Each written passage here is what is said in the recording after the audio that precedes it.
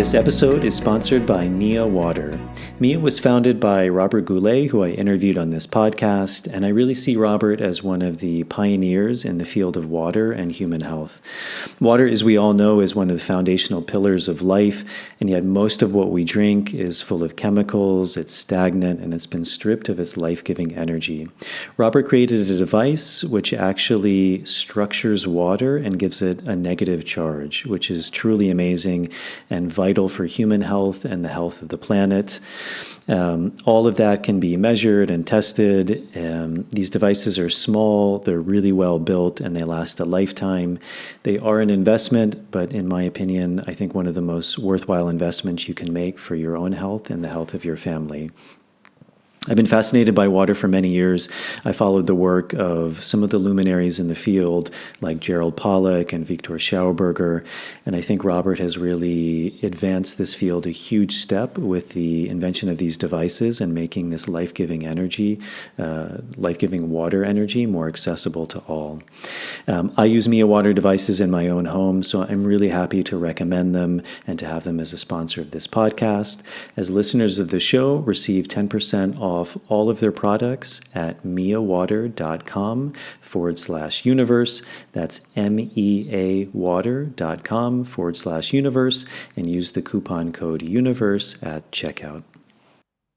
On this episode of the podcast, I sat down with Adam Butler.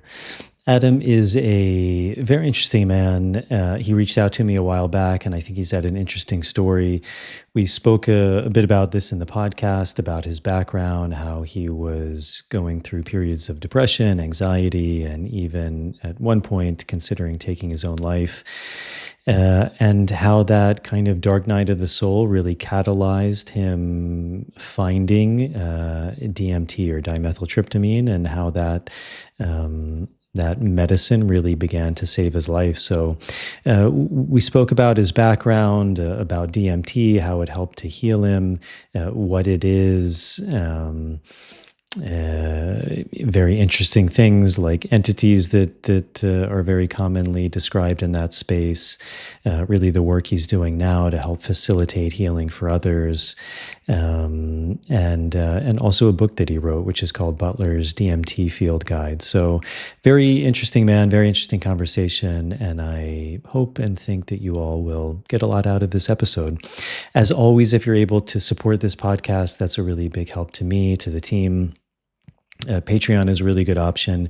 It's a website you can sign up for as little as $1 a month. There's different tiers you can sign up for. Those tiers give you different things back, things like early access to shows, bonus materials, Q&As.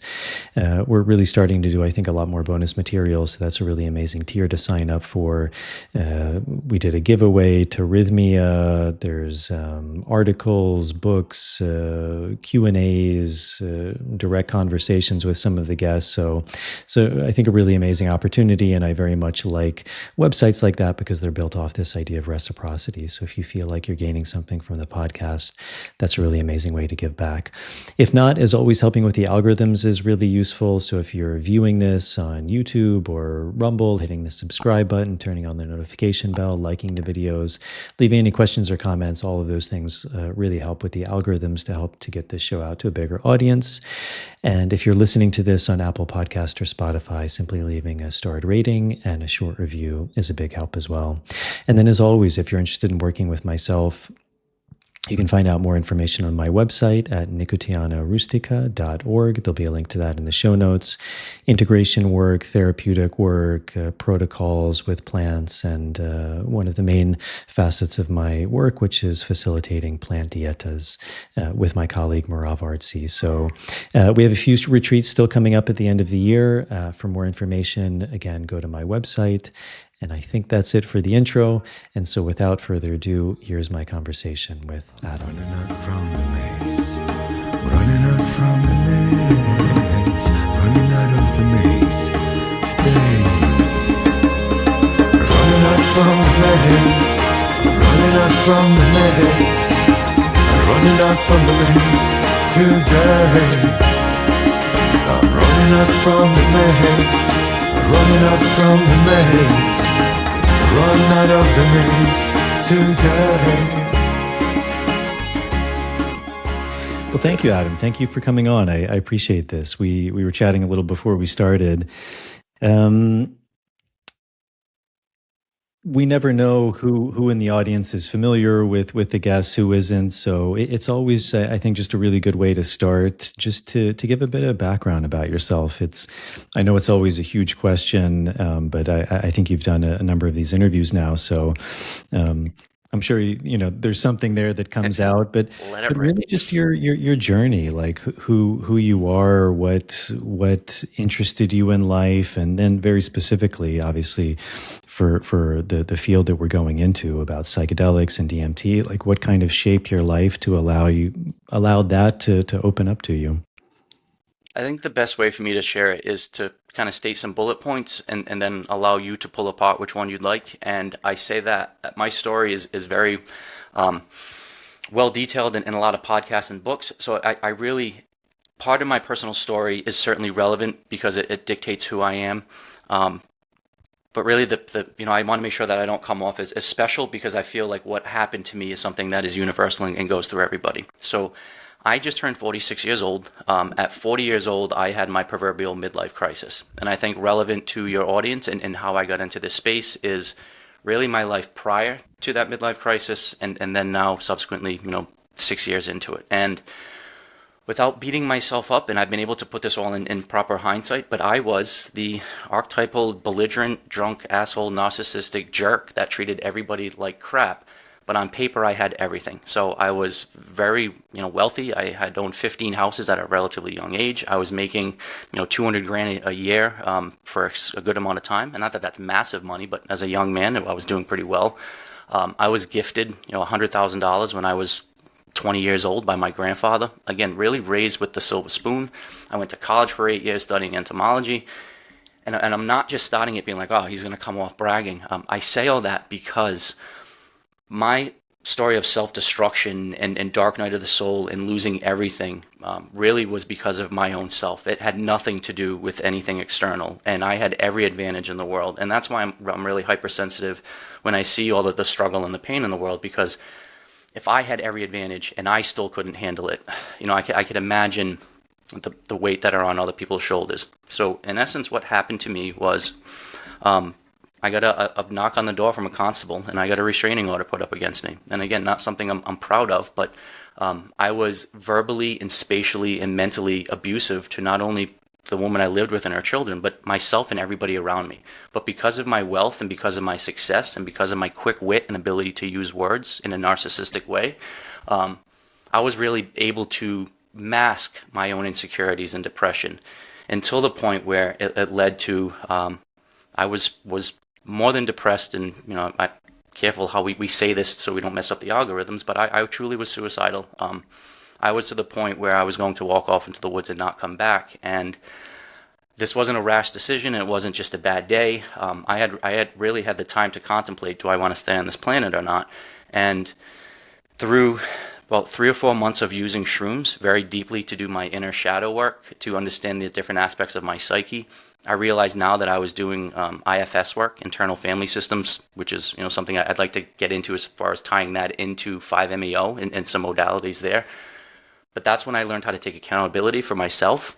But then it really was just the spotlight shined on all the crap in my life. And I say throughout my podcast and my books that DMT is what saved my life. And DMT, that first day, is when I had that epiphany that really gave me the perspective shift that I needed to be comfortable in my own skin, to then move forward, rebuilding my life. And that was 3.5 years ago, 4 books ago, 80 plus podcasts, 45 states, multiple retreats, and really just a complete different lifestyle. And now my overall arcing message through all of this is there's many modalities, whether it be Monroe Institute, Darkness Retreats, psychedelics, that allow you to have radical self-honesty, which I think will lead to self-knowledge, which then ultimately I think will lead to self-love.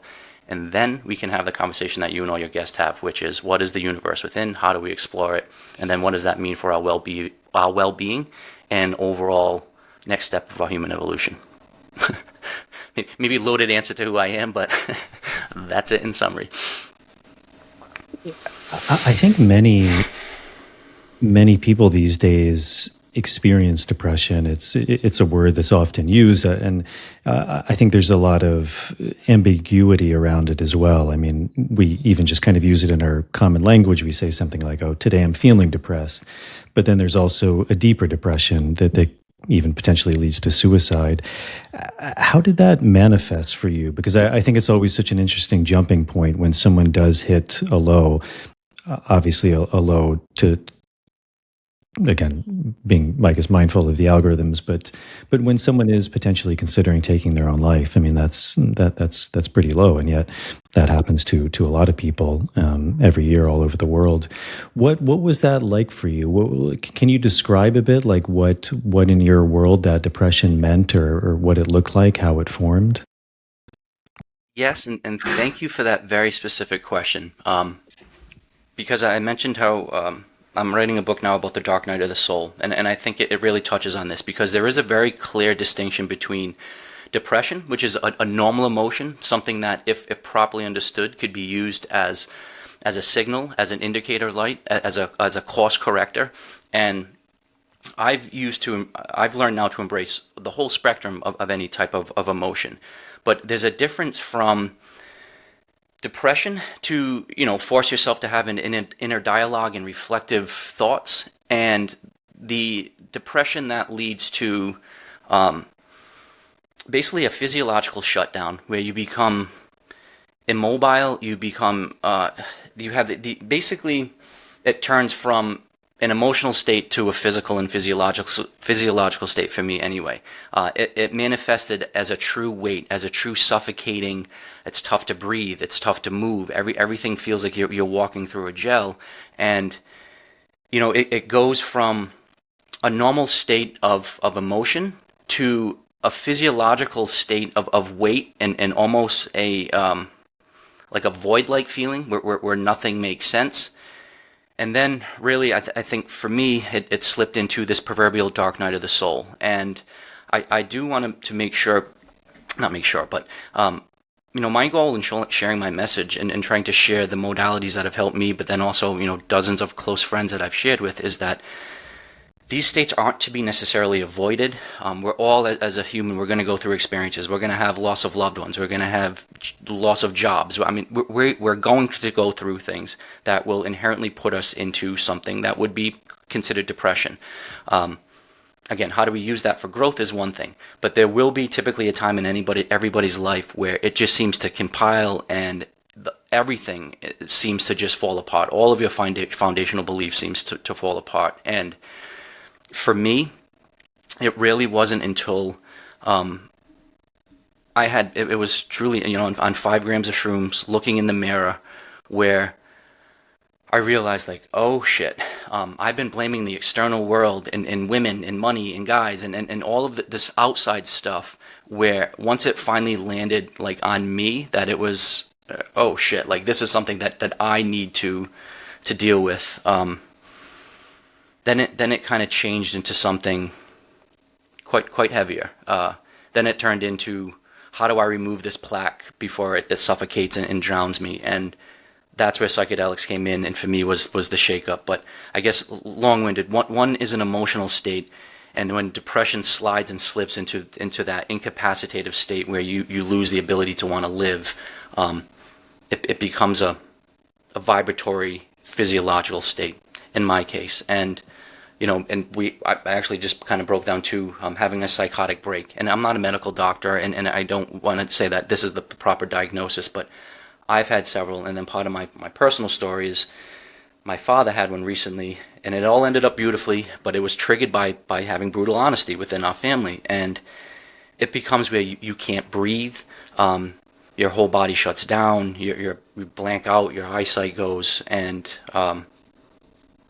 yeah, it's a painful thing to recall, and it's something that that's where my passion comes from when I want to help other people, because I can see that same darkness that I've had, and one, it's not just, hey, let me shine all my light so you don't have to go through your darkness. It's to let them know that there's a transformative metamorphosis that is capable here, that this is happening to you because you need some major life shakeups. And in my case, I needed to remove alcohol. So I'm 5.5 years sober now from alcohol, which is one of the best things that I could have ever done.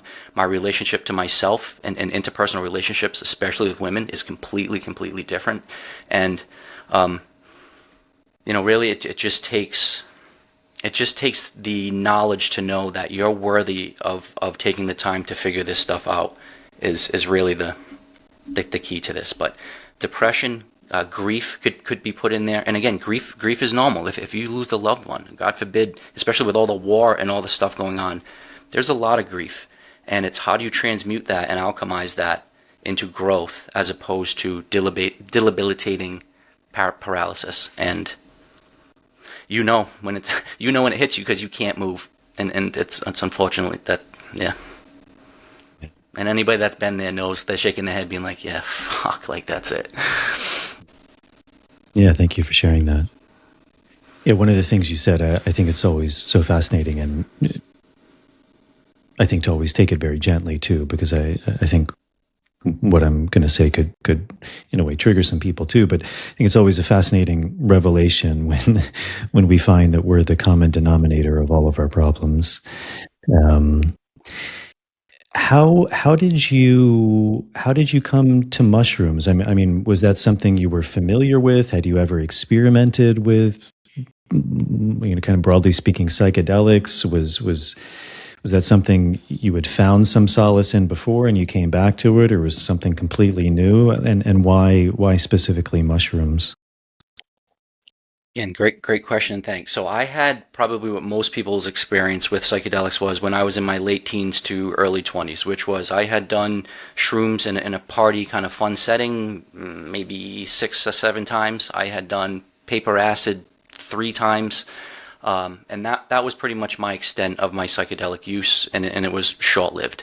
And then there was basically a 20-year hiatus from roughly 20 to 40 that basically I'd just been drinking every day, and then I smoked cannabis still daily and often. So, between alcohol and marijuana, those were kind of my modalities. And I really wasn't that interested in exploring psychedelics until at 40 years old. The conversation started getting more and more mainstream, and that you were hearing a lot about mushrooms helping veterans with PTSD, or you were hearing a lot about MDMA helping with couples, and ibogaine being put into more of a medical and therapeutic setting. And the conversation really just started becoming more popular in just mainstream media. And I don't watch news, I don't read the newspaper, I haven't had a TV in 25 plus years. So what kind of seeps through into my whatever realm is it kind of has to be, I don't know, I feel like most of the information that I get is kind of hand delivered. And in a very short amount of time, I had just been hearing and seeing stories of how mushrooms had helped people understand their wounds, find the cracks in their psyche. And you were hearing these rough and tumble burly men that looked like me, talked like me, that had been through alcoholic states that I felt as though I could relate to. And they were really coming back being like, yeah, love and light, all is one, this changed my life. And I think shrooms, but then I think in particular DMT, and I hear this story all the time, is that it synchronistically, whatever that word would be, it falls in your lap, and it falls in your lap once, twice, 3, 4 times. And for me, it was just, wow, this keeps coming up, so then let me explore it. And I mentioned how I went to college and I studied entomology, so the study of insects. So I was always out in the woods. I was, biologically really sensitive, and I've never been on any prescription pills. I've never been to the doctor. I still don't go to the doctor. So I was really interested in organic, natural, and something that I could microdose and kind of work my way into. So shrooms had really all of those benefits. And then from 20 years prior, I was comfortable kind of knowing what I was going to get into. So I started relatively small, 2 grams, 2 or 3, not small, but normal doses. And then I worked my way up to 7, 8 grams, sometimes higher. I would, stack my doses when I was going into it. And it was not fun. It was not easy. There were buckets of tears. There was a lot of inner work. But it really was that shadow work. And anybody that's not familiar with Carl Jung and his philosophies and concepts of shadow work and collective unconscious, there's a lot there. And if we could maybe tie that into IFS, it's all just a matter of not telling your ego to shut up, or disassociating from your ego, or killing your ego, like some people kind of mention. It's knowing your ego, understanding those names, understanding and embracing the demons and dark aspects of yourself, and then allowing all of those voices to have a seat at the table. And in my case, I had lost multiple relationships. My last job, I threatened to kill the owner over $900. And again, that story's out there and well documented, but basically I got screwed for $900. And at that point, it was nothing. But I threatened to kill him on a Sunday night, and then that Monday morning is when I left and took off to California to hug a redwood tree. But I mention all that where I had all of these short triggers, and I was just, I was ready to lose it all. And shrooms allowed me to understand the voices in my head and then tell them, hey, I'll let you say your piece, but then give me 30 seconds to process it. Let the higher self Adam make the final decision. And then from there, it's amazing. The road rage goes away, the fights go away, the anxiety goes away, the depression goes away. All of that goes away because all of the parts of yourself feel comfortable, they feel loved, they feel heard and held. And again, that shroom work was what allowed me to then understand and know myself as a whole. But in that case, it was, fuck, now I'm shining a spotlight on all this crap that I did. I just ruined everything, ruined all these people's lives. All these people hate me because I was a jerk to everybody. Now, what can I do karmically and then energetically and for myself? What can I do now to better myself? And I didn't get to that point until DMT. And DMT is and I got into that same way. Within a week, it got put into my lap. And then Rick Strassman's The Spirit Molecule book, and then his movie, and then several podcasts were talking about it. And then a friend of mine said, hey, buddy, I know what you're in a tough spot. I have access to it. You can have as much as you want, and I think this may help. And then I took a few months of exploring as much as I could as far as information about DMT. And then that's, after a couple months, we set aside, I believe it was a Tuesday, and that's when I had my introduction to DMT. And my intro was not going to be like most. I did about 7 or 8 sessions that day. I pushed it to about 45, 50 hits throughout the day, which for most people, 3 hits is enough for almost a lifetime. But it wasn't until that last session that I had that epiphany breakthrough, where in summary, everything stopped, all the sights and sounds, and I would like to get into my first taste of it because I think it's relevant to your audience. But that last session where all the connective proverbial dots in my life came together, everything was connected, and that energy was just like, here, you want to see it all connected? There it is. And then all those dots blew up from 1,000 to 1,000,000, and then all those connected, and then from 1,000,000 to 1,000,000,000, and then they kept being like, here, you want to know everything? You want to know everything? You want to connect all the dots? And then it kind of chuckled and was like, you foolish human. The point isn't to connect all the dots. It's to understand that they're all part of this beautiful puzzle. It's to appreciate the beat and the quietness between each sound and each moment. And that's when I finally could be like, oh, I don't need to be so depressed and sad about the past that I messed up. I don't need to be anxious about the future that now I need to rebuild and I have nothing to rebuild on. I could just be here now. Like true Ram Dass, be here now.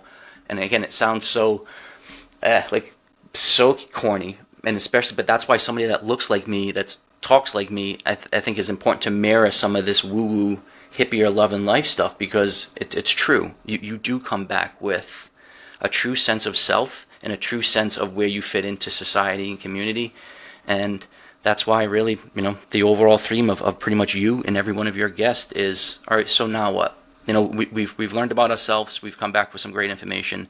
Now, how do we share that with the world to stop people banging their heads against the wall? Or like in my case, really wanting to remove themselves from this planet as opposed to shine their own iridescent, sparkly light, which is exactly what this world needs. Which is why I love your podcast, because the people you have coming on, like the accents, the looks, from the beautiful young women to the gnarly old guys from the Amazon forest, it's like, yes, I want to see all of it. And I think once people realize, like, I just need to lean into myself, that's a big part of that universe within. And as you can see, all my answers are very long-winded. I feel your pain with that one. That's my MO, I think. which is why your podcast lasts 3 hours. That's right. That's right. You said something very fascinating, which I think a lot of people may gloss over, but I think it's very, very important and very profound, which is that depression in general is connected to the past, anxiety is connected to the future. That's something that I think a lot of people don't think about. Maybe if they do reflect upon it, makes sense. But can you speak more about that? Because I think as we begin to explore ourselves to get to the root of our problems, there's a deep teaching there. And so, yeah, if you could just maybe expand a bit more upon that, anything that comes to mind, because I think it's very interesting that you connected those dots in a way that, as you were speaking about. So I think we can tie it in between how I pulled apart depression, and I think it's similar to mind and consciousness slash body physiology and true vibration. And I mention that because through all of these experiences, I've had to learn to surrender what Adam Butler's ego wants. My plan A, B, C, D, E, truly up to ZZ, has all failed. And so I've learned now to kind of go through the universe's plan, and now I'm very passionate. I'm very goal oriented. I've had to rebuild my career multiple times over. So it's not surrender and just be lazy and just kind of sit there and hope the world provides. It's really just understanding that in order for you to, I think, truly be comfortable in your own skin, to understand that be here now mentality, and then to apply that to every aspect of your life, it's not a mind state, it's a physiological body state. And how I've learned to lean into that and how I've learned to try to describe it, I think, in ultimately a helpful way is thinking about the idea of like tuning forks and resonant energies, where intuitively, you know, in your gut feeling, when things feel good or right, or when you're in the feeling of love, or when you look in the eyes of a little baby, or you see, in my case, a little puppy, or I love insects, so when I see the beautiful interaction between, a pollinating insect and an orchid, all of those things just naturally really, really feel good. And then intuitively and in hindsight, I can see where every one of the major kind of screw-ups or course corrections in my life came with a different physiological feeling, a heaviness, of true visceral, I want to puke. You get flushed with heat. I just got flushed just talking about those emotions. That's how freaking sensitive I am.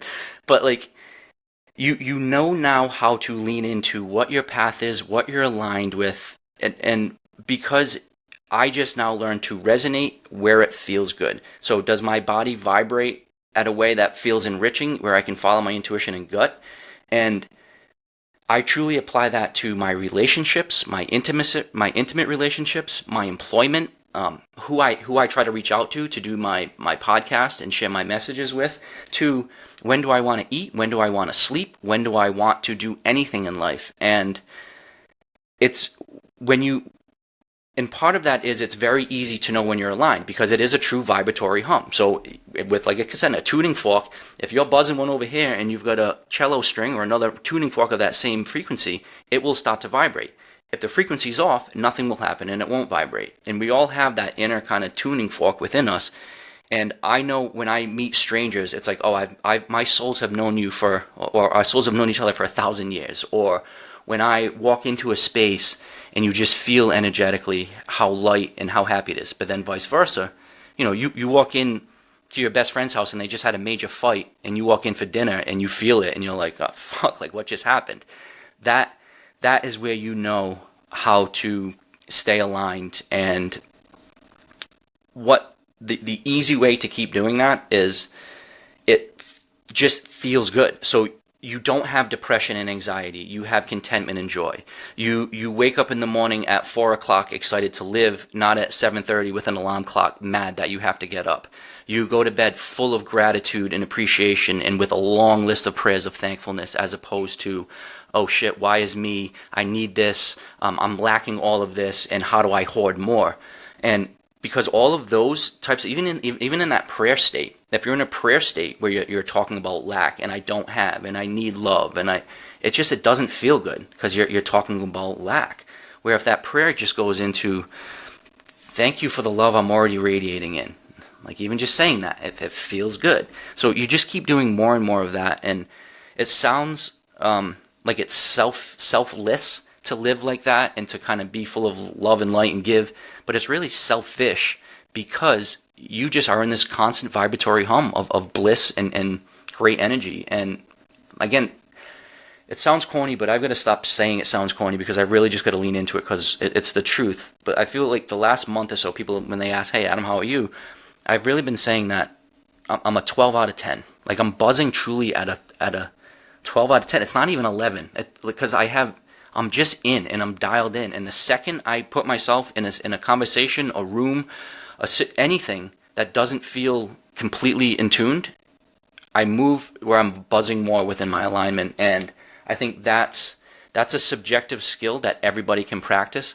And the beautiful thing about that message is that this isn't, hey, do DMT or shrooms or psychedelics, or you need to go to the Monroe Institute or go down to the Amazon or do, like I recently did a darkness retreat where I was 100 plus hours in pitch blackness. And that was beautiful and psychedelic.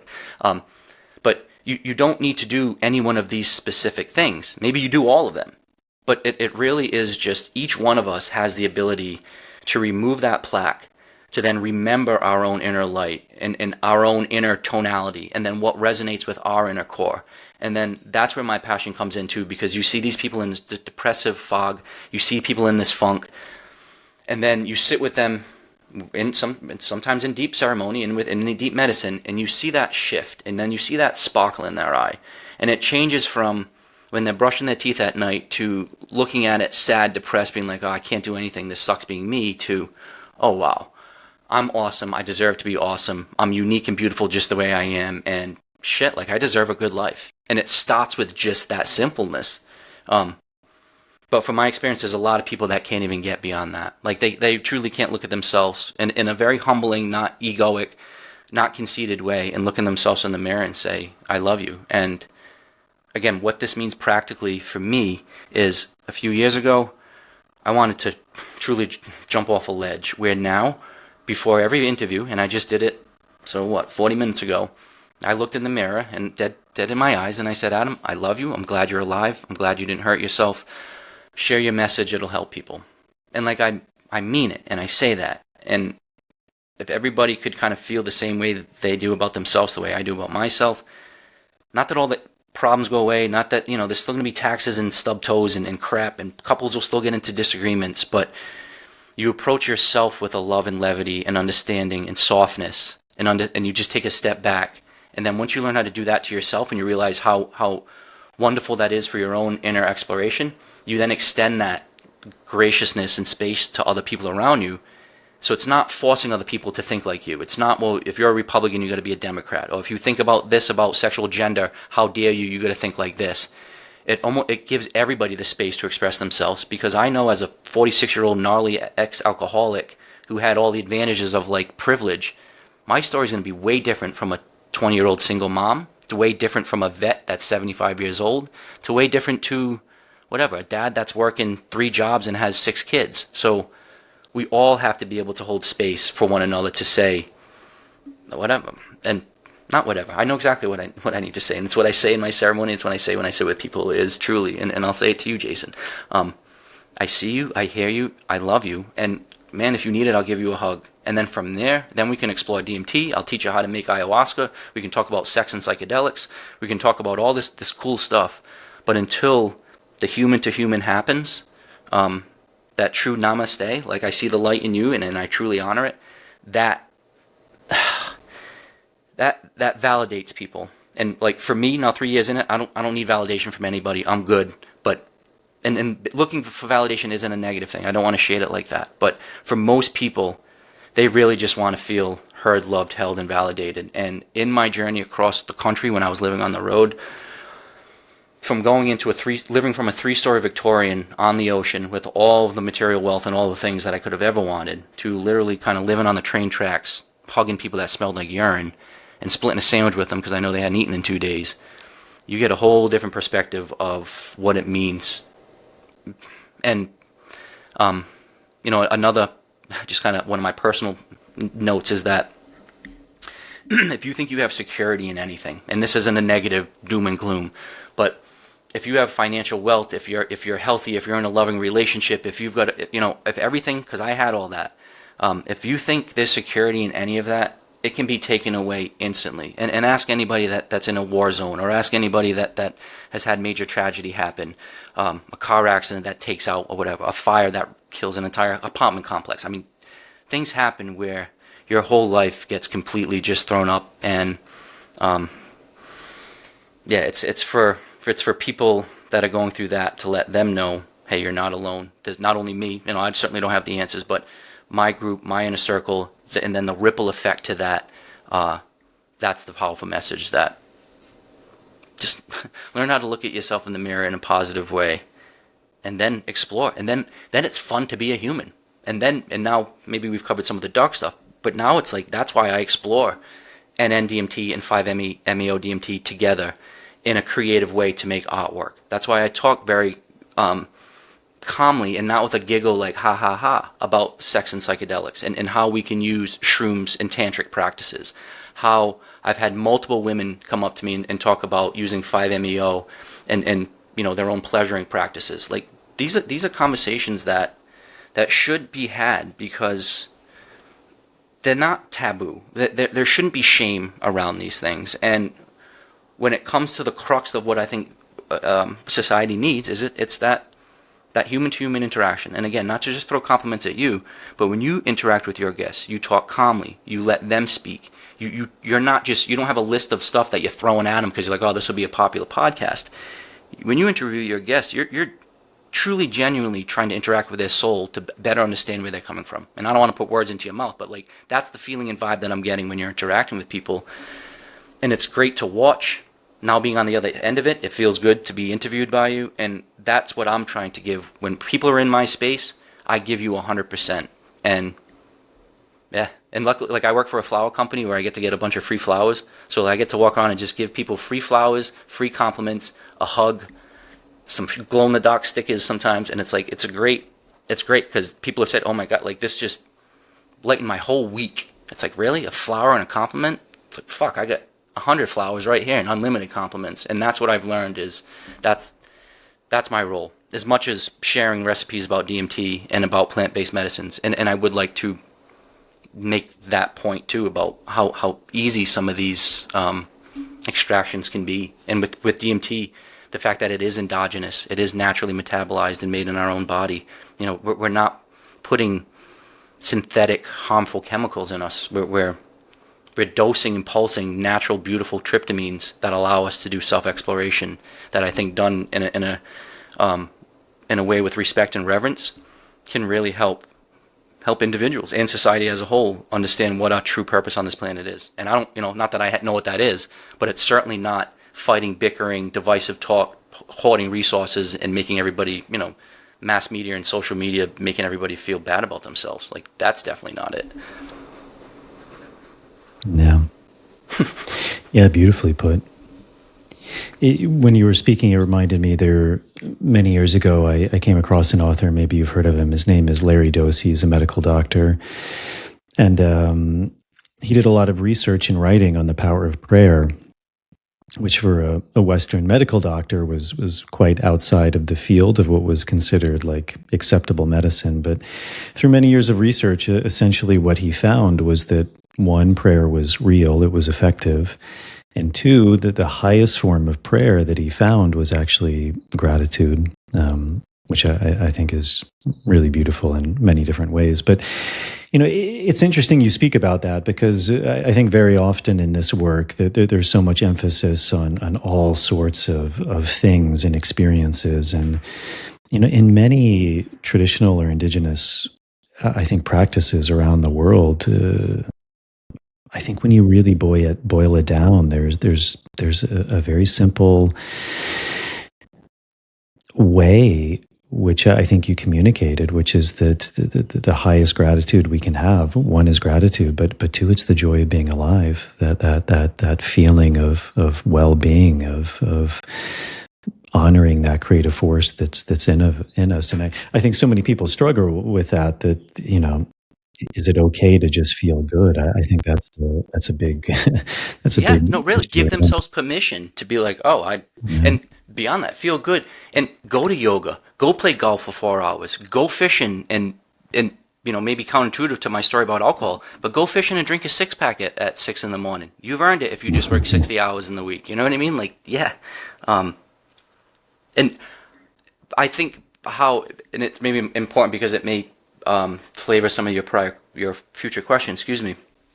Is that through all of these different modalities, and one of the things I'm really interested in is ancient esoteric knowledge, some of these past cultures of, like the Eleusinian mysteries and some of the old Egyptian practices. A lot of them have stuff to do with deep meditation and sense deprivation and adding some sort of plant-based modality. And that's why I'm interested for my own personal exploration, but also to try to find the common threads between all of these modalities. So not only between all of the different psychedelics, and I can say now I've done 10 or so different psychedelics, and each one has their own vibratory fingerprint, but then how does deep meditation with binaural beats compare to a darkness retreat, compare to fasting for 3 days, compare to cold plunges, compare to float tank therapy.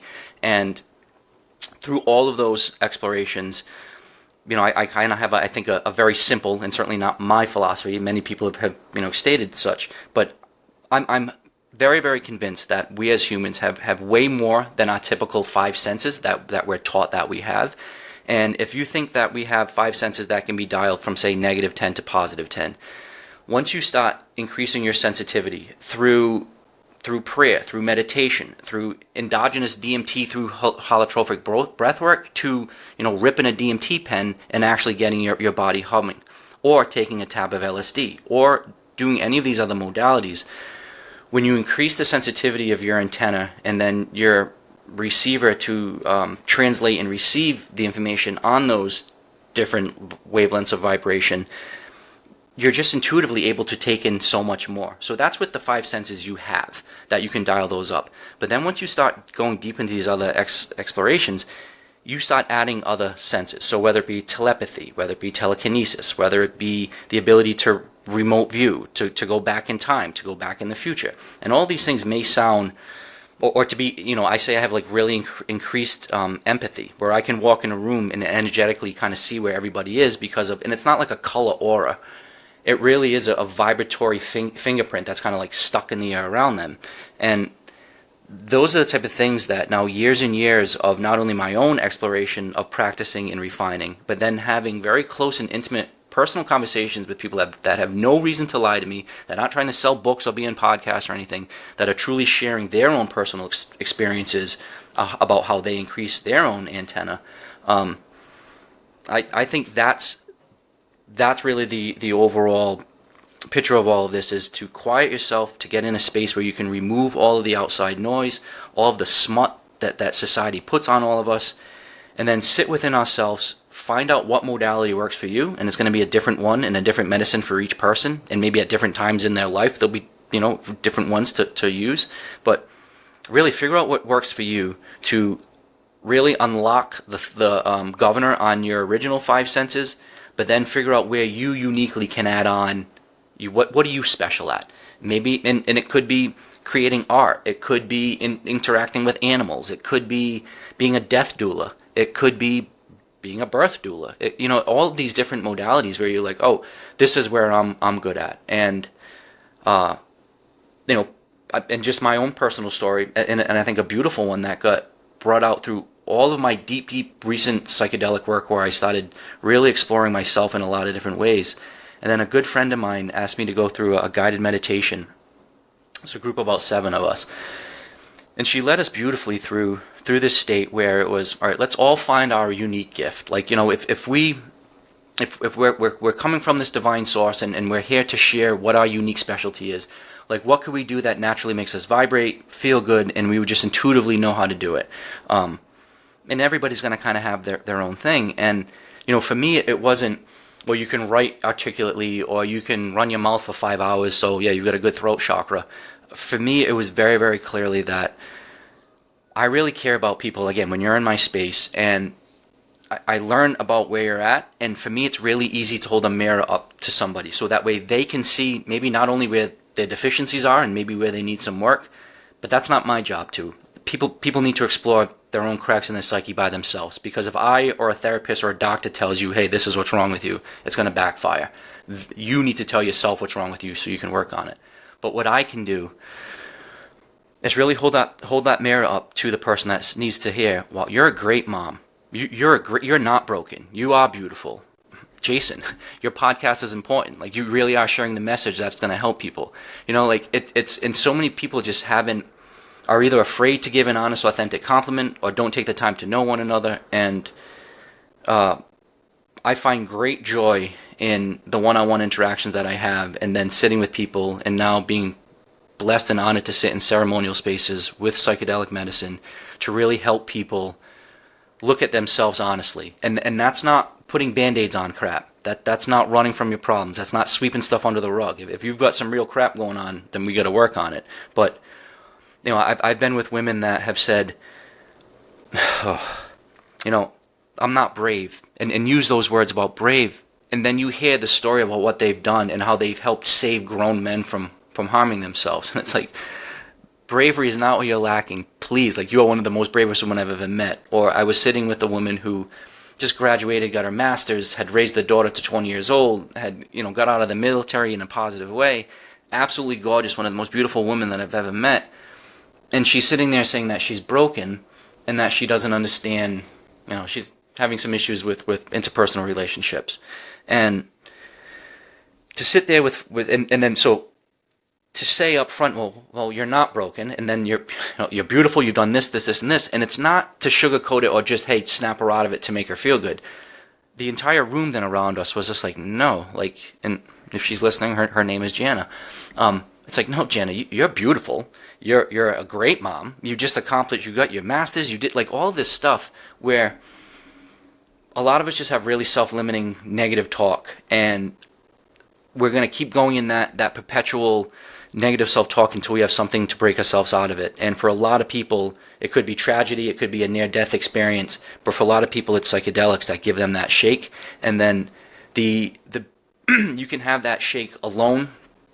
You know, there's a lot of beauty in doing psychedelic work by yourself and being comfortable in that space. But, you know, a lot of your guests talk about retreats. A lot of your guests talk about the community, about some of these ancient practices where really, you know, they're coming together for days and days and spending time together. That sense of community and family and letting people know that they're not alone, that's been a big part of my story, too, that I'm working on. Because I've personally been able to grow so much from having the support of others. And, yeah, sometimes it's, you know, the person tells themselves in the mirror over and over and over that they're broken and that they're not worthy, and they start to believe it. And, you know, sometimes it takes somebody like myself to be like, listen, let's ask the room, like, is she not beautiful? And not to like call people on the spot, but and again, a practical, real life how this applied. In addition to that beautiful woman Jana, who then afterwards was like, because we were all like, God, please look at yourself realistically. I was at a book event, and we were all sharing our stories, and this woman who was about 60 years old, beautiful hippie style, like, you know, just beautiful jewelry, beautiful hair, beautiful makeup, was telling a story how she was an ex-alcoholic, an ex-addict, all of these things, went to an ayahuasca retreat, didn't quite get what she wanted out of it, was kind of thinking, well, she was saying in essence she's even broken from ayahuasca, like even ayahuasca couldn't fix her. But then she started saying how, you know, she's actually started getting some stuff out of it. And then her voice turned and started being like, well, I actually did do some reflections. But then it turned back again to very negative, like in her tone talk dropped again, where she could not then give herself credit for what she had been through, for what she had accomplished, and for where she was at currently, which was ex-addict, ex-alcoholic in the ditch to now sitting beautifully holding space as this beautiful matriarchal woman. And we had sat, it was an hour into the book event, and I kind of put a halt to it, and I was just like, stop. I'm like, you are beautiful. I said, I've been sitting here for an hour looking at you, looking at how beautiful you are. And I said, and I get maybe crudely, but this was that type of conversation. But I said, there's no sexual tinge to this at all. I said, you are just a beautiful example of divine feminine, and you need to give yourself credit for what you did. And look at your makeup, and I went on this truly authentic and honest rant. And then everybody in the crowd, and there was like 15 of them, they were all like, yeah, like, you are beautiful. You need to give yourself strength. And you saw her instantly just kind of like get embraced by that. And again, not in a conceited puff up your ego way, but when she walked out of that book tour or book event, she was on a freaking cloud. She walked to her car, and I even said to her, I said, do me a favor, when you're brushing your teeth tonight, please give yourself permission to tell yourself that you're beautiful and that you've been through a lot, and that give yourself credit. And you saw her be like, I am, and I will. And she walked out of that with a different pep in her step. And that's where I can say, I'm not unique or special. It doesn't take, a big resume of psychedelic work to do what I do. It doesn't take anything other than just radical self-honesty with yourself. Again, leads to self-knowledge, self-love. And then you just inherently want to share that. I personally love psychedelics, and they're fun for me. I have a lot of curiosity in that space. So I'm big on sharing the power of psychedelics, but the overarching is people need to realize, just stop being your own limiter. I know I keep honing back to that, but that's my soft spot, is the people that just don't realize how freaking awesome they are. And again, that's not sugarcoating stuff, but give yourself permission to say you're awesome, and give yourself permission to work on where you're not awesome. But don't think that a quality, happy life is not obtainable, or that it's going to come from outside or some external thing. Or like in my case, I thought, well, more money, a prettier woman, more stuff, more clout, more tattoos, more muscles. Like, that's what I need. No, that's what drove me into the ground. It was more self-reflective inner talk, walks in the woods, and deep conversations with people that truly want to get to know me. That's what is really beautiful. Beautifully put. So you wrote a book, the Butler's Guide to DMT, where specifically you're speaking about DMT, and you've mentioned that a few times. I think in this day, more and more people are familiar with DMT, although certainly a lot of people aren't. There's going to be a big question, but can you give a bit of an overview of what is DMT? Where is it found in nature? Where it's found in the human body? What is it? How does one begin to work with it? Like, what is that process like? I think we're basically the same age, and we grew up in a time where a lot of these things were demonized. Although I think it's also interesting because we also come from a culture where we go to the drugstore to buy medicine, and yet at the same time, certain chemicals are seen as somehow bad or incorrect. But I always think it's fascinating because you also touched on this. The DMT is something that's endogenous to the human being. It's endogenous to life, which I think is so fascinating. And like a lot of these, what could be considered sacred molecules, not only are they endogenous, we have built-in receptors to receive them. So that's quite a fascinating, whether it's random or coincidence or by design, but that we are built with that, which seems that it would be beyond coincidence. So can you give a bit of an overview of DMT? Again, just these ideas of what is it, where does it come from, how is it produced, and what are different ways that someone can work with that? And it's important to really clarify that. And I'll use my interaction with my sister as a perfect example. So she is straight edge, would never consider doing any psychedelics, 20-year plus teacher, and just is not into this scene. She respects where I'm at. But when she asks, what is DMT? And I'm like, well, it's dimethyltryptamine. She was like, you're doing meth? Well, Adam, you can't do meth. And I'm like, all right, so thank you for asking that question, because yes, DMT stands for dimethyltryptamine. It is not similar to when people are doing meth, and I'd like to clarify. So, and I'm not saying that I'm an expert in DMT. This is my understanding of it, and there are experts and great literature out there if there's anything that I may be off a bit. But dimethyltryptamine, again, is produced endogenously in not only our body, meaning that it's naturally produced in our own body, but my understanding is in all mammals, and then pretty ubiquitous throughout the plant kingdom. So, most of the recipes are using Mimosa hostilis, acacia type woods, the chatruna leaves that ayahuasca is typically made out of.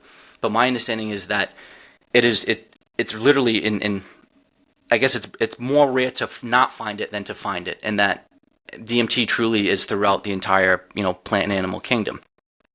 It's based off a simple tryptamine, and similar to serotonin and melatonin that's produced in our brain. In my understanding, and there's a really good book called Becoming Supernatural by Dr. Joe Dispenza, where he goes in the physiological breakdown of how tryptamines turned into serotonin and melatonin, and then goes down into actually dimethyltryptamine.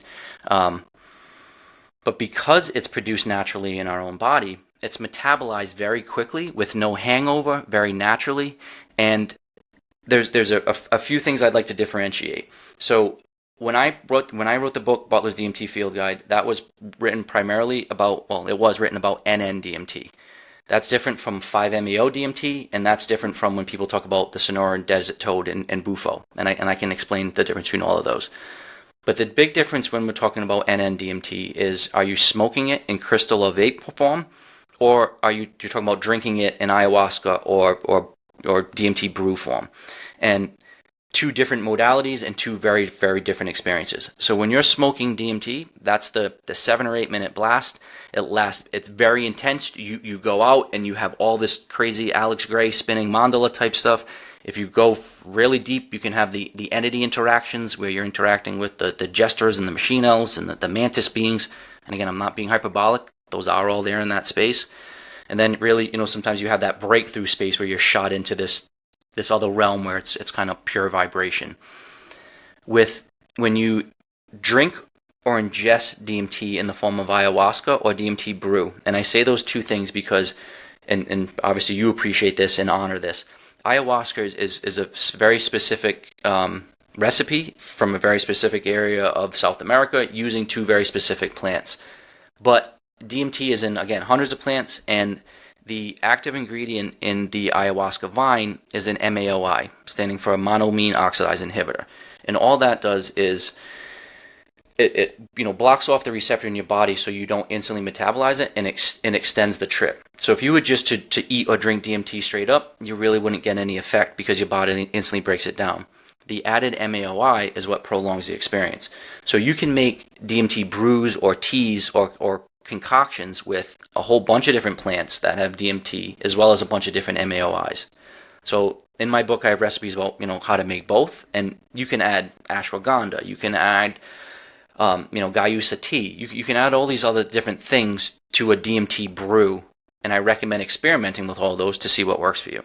But very, very clear from smoking it and having a 7-minute blast to a full ayahuasca session that could be 7 or 8 hours or plus. So, and ayahuasca is typically where people are talking about purging, and it could be rather uncomfortable, and it's that long walk with Mother Ayahuasca through your life progressions, where when you're smoking DMT, it's typically a blast into this ethereal DMT realm, and you've got all this chaos happening. And NN-DMT, though, is different from 5-MeO DMT. Now, my understanding is 5-MeO is also produced endogenously, but I just started working with MEO about 6 months ago, and have been very fortunate to have been able to explore it pretty deeply and with multiple different strengths. And 5-MeO is, if I could explain, I think in my experience, the big difference is NN-DMT is you're going out of your consciousness, or your body is elevating to the point where you're able to go into different realms and experience all of this outside vibratory information and take in so many more data points, which that's kind of what Rick Strassman's volunteers were saying, more real than real, because they're taking in 1,000 data points for a 7-minute period instead of the normal 100. So it really is like, oh wow, in NN-DMT. 5-MeO for me was more internal. It was more going within, and it was more visceral and vibratory, and it was getting your body at a state where you could just you got into a natural flow, and then kept going within to then kind of like this whiteout phase where then you were just in a whatever it was, like this beautiful connected embrace of God, whatever, however you would internalize that, or source. But there's so even just with DMT, as you can see, there's a whole realm and big difference of what modalities, how do you use it, do you smoke it, do you drink it, Do you do full blast at 100%, or do you make a pen that's 1/16th strength so you can microdose it and learn in a therapeutic way? And so the answer is yes to all of those. There's a modality and an appreciation for every one of them. And I would like to bullet point, it is not just, hey, have the blast off. It is not do the Terrence McKenna type, take your 3 or 4 hits and then hold on for dear life and then take another one. That is great. And once you get to the point of wanting to explore like that, there's a lot of fun and there's a lot of information in that space.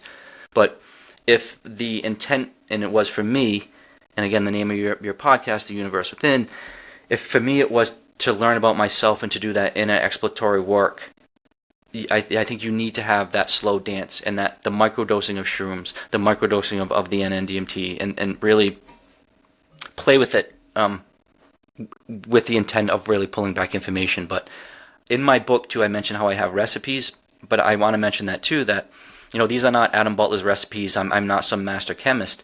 These are recipes that are out there. They're on the internet. I just refined them and kind of bullet pointed them. But I wanted to share the recipes and my experience with it, not to tell everybody, hey, go make DMT, but again, tying it back to my own mental health journey, knowing that I was on the end of the road, and if I didn't have this particular molecule in that session, I wouldn't be here anymore.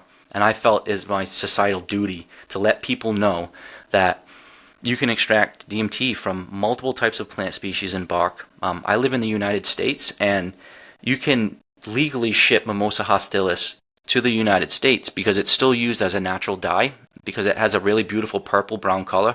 So people use it to, or as an organic natural dye for clothing, for textiles. So $200 worth of Mimosa hostilis is enough for a lifetime supply of DMT. And again, I'm not suggesting anybody do anything illegal. I'm not suggesting people go and make this. But when people are spending thousands or hundreds of thousands of dollars on pharmaceuticals and on medical help that is doing nothing but perpetuating their disease and their anger and their angst, and they're just masking crap, it's like, to let people know that you can truly make a tea. Like you can take some of this bark, brew it with some ashwagandha, peppermint, and put a little honey in it, and you can have a really, great session with yourself and your spouse or whatever.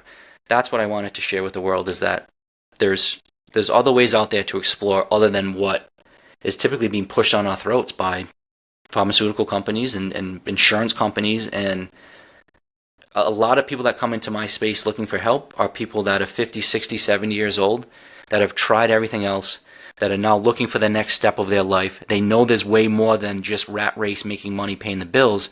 And they're like, well, now what? It's not take more pills and dull the edges and be a zombie and whatever, like put a Band-Aid on everything. A lot of people now, I think, are waking up to the beauty of self-exploration. 1, because it's fun. 2, it makes you feel better. And then it aligns you again with your internal vibratory purpose that just feels good.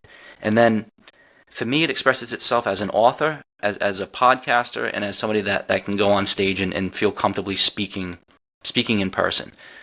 But I've met so many other beautiful people that they're expressing that in cooking meals for people. They're expressing that in doing artwork. They're expressing that in providing somatic dance sessions for people. There's so many ways that people will find their way of just like, oh yeah, this is my purpose. And it's not making a bunch of money and having more things. And I do want to preface it because I talk about my prior life. Alcohol is not the problem. Money isn't the problem. Pretty women aren't the problem. Pretty women certainly aren't the problem. It's your relationship to them. And I had a negative, addictive relationship to all of these things that ended up being self-destructive. So, I know quite a few people that have a very healthy relationship with alcohol. And truly it enhances their social life. And I can see that for what it is, and it's beautiful. I plan on having financial security again, and I recently just started a nonprofit to raise money to help people that need money. So, I'm changing my relationship to money as well. So part of all this, again, is your relationship and perspective to not only yourself, but then society as a whole. And most people have an unhealthy relationship with typically several aspects of their life. And it takes some brutal self-honesty to actually point that out. If you enjoyed my recent interview with Dr. Nathan Bryan and the health effects of nitric oxide and are curious to work with this very interesting molecule, as listeners of the show, you receive 10% off all orders from their website using the code UNIVERSE at checkout. I really enjoyed my conversation with Dr. Bryan and his holistic approach to health, which really emphasizes not adding on or doing more things, but first focusing on the unhealthy habits that limit our own endogenous production of nitric oxide. So focusing on that first and then working to add some supplementation.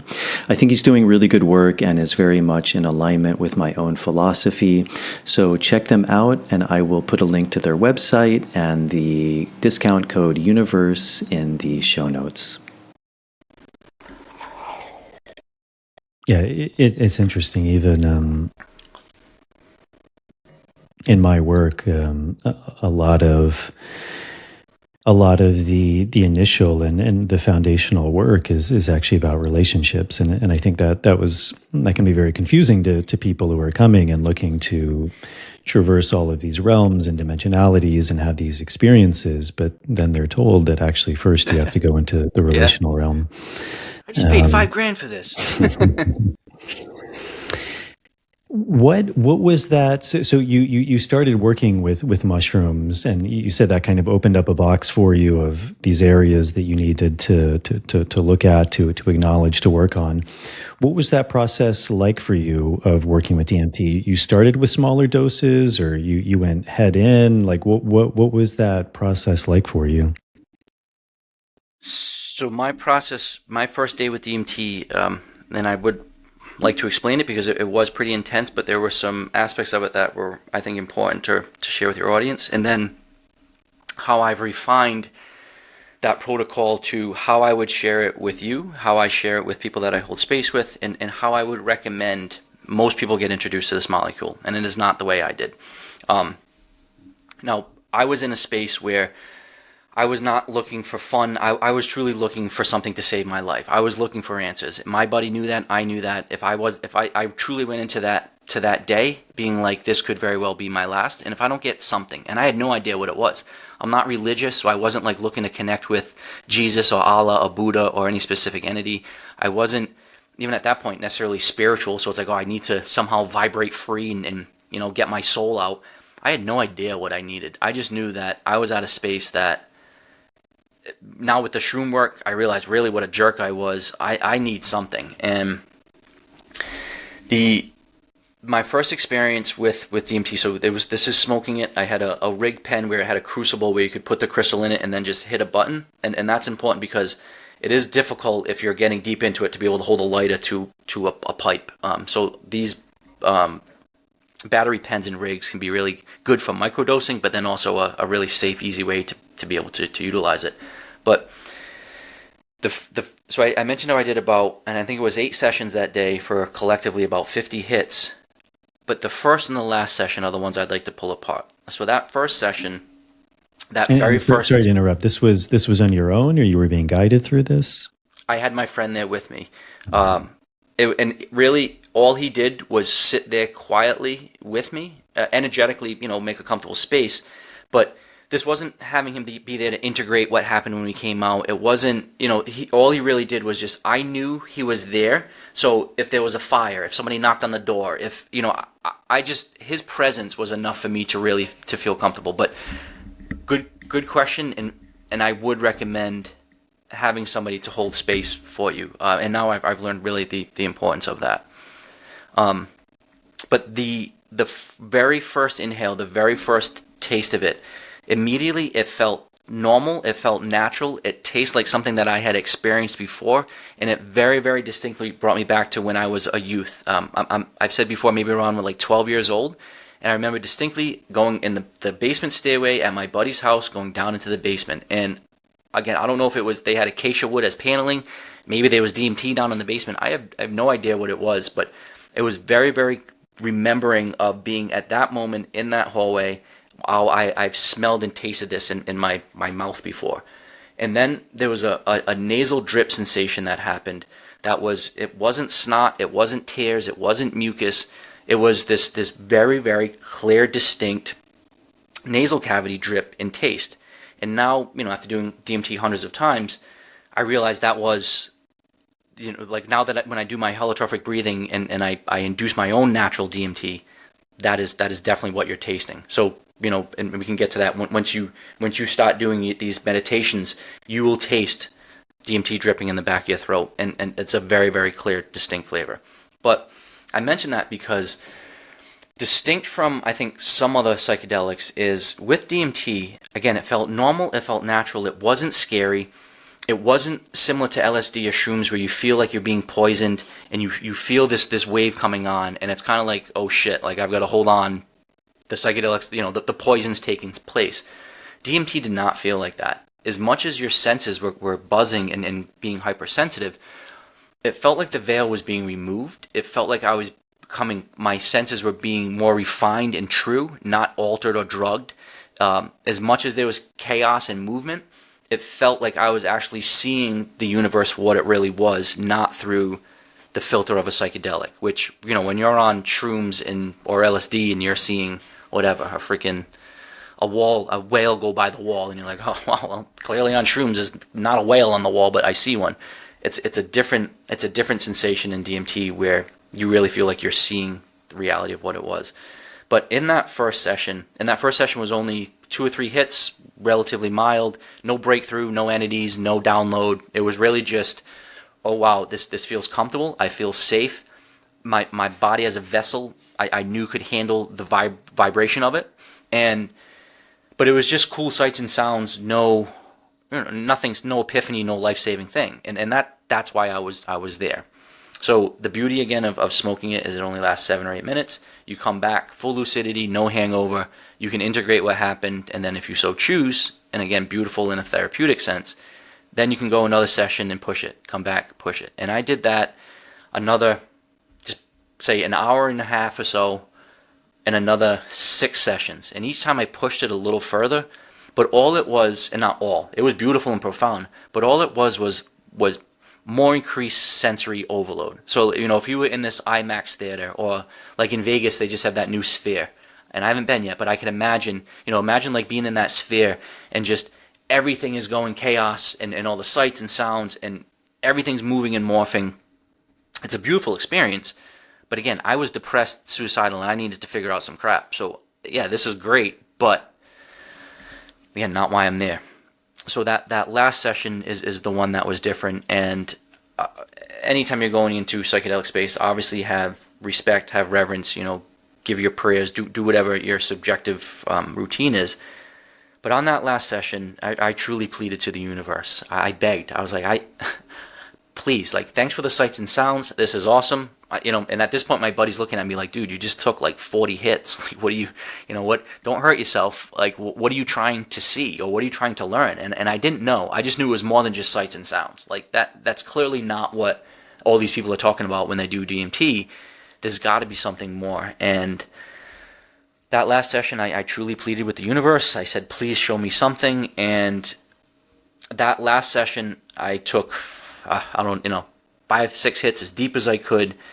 And that session was completely different, where all of the sights and sounds stopped, all of the vibratory hum stopped, all of the flashing light. So prior to that, every other experience was just all of this moving, morphing, dynamic, coming in, and like just Alex Gray morphing mandalas of all sorts of size, shapes, colors, flashing and just chaotic.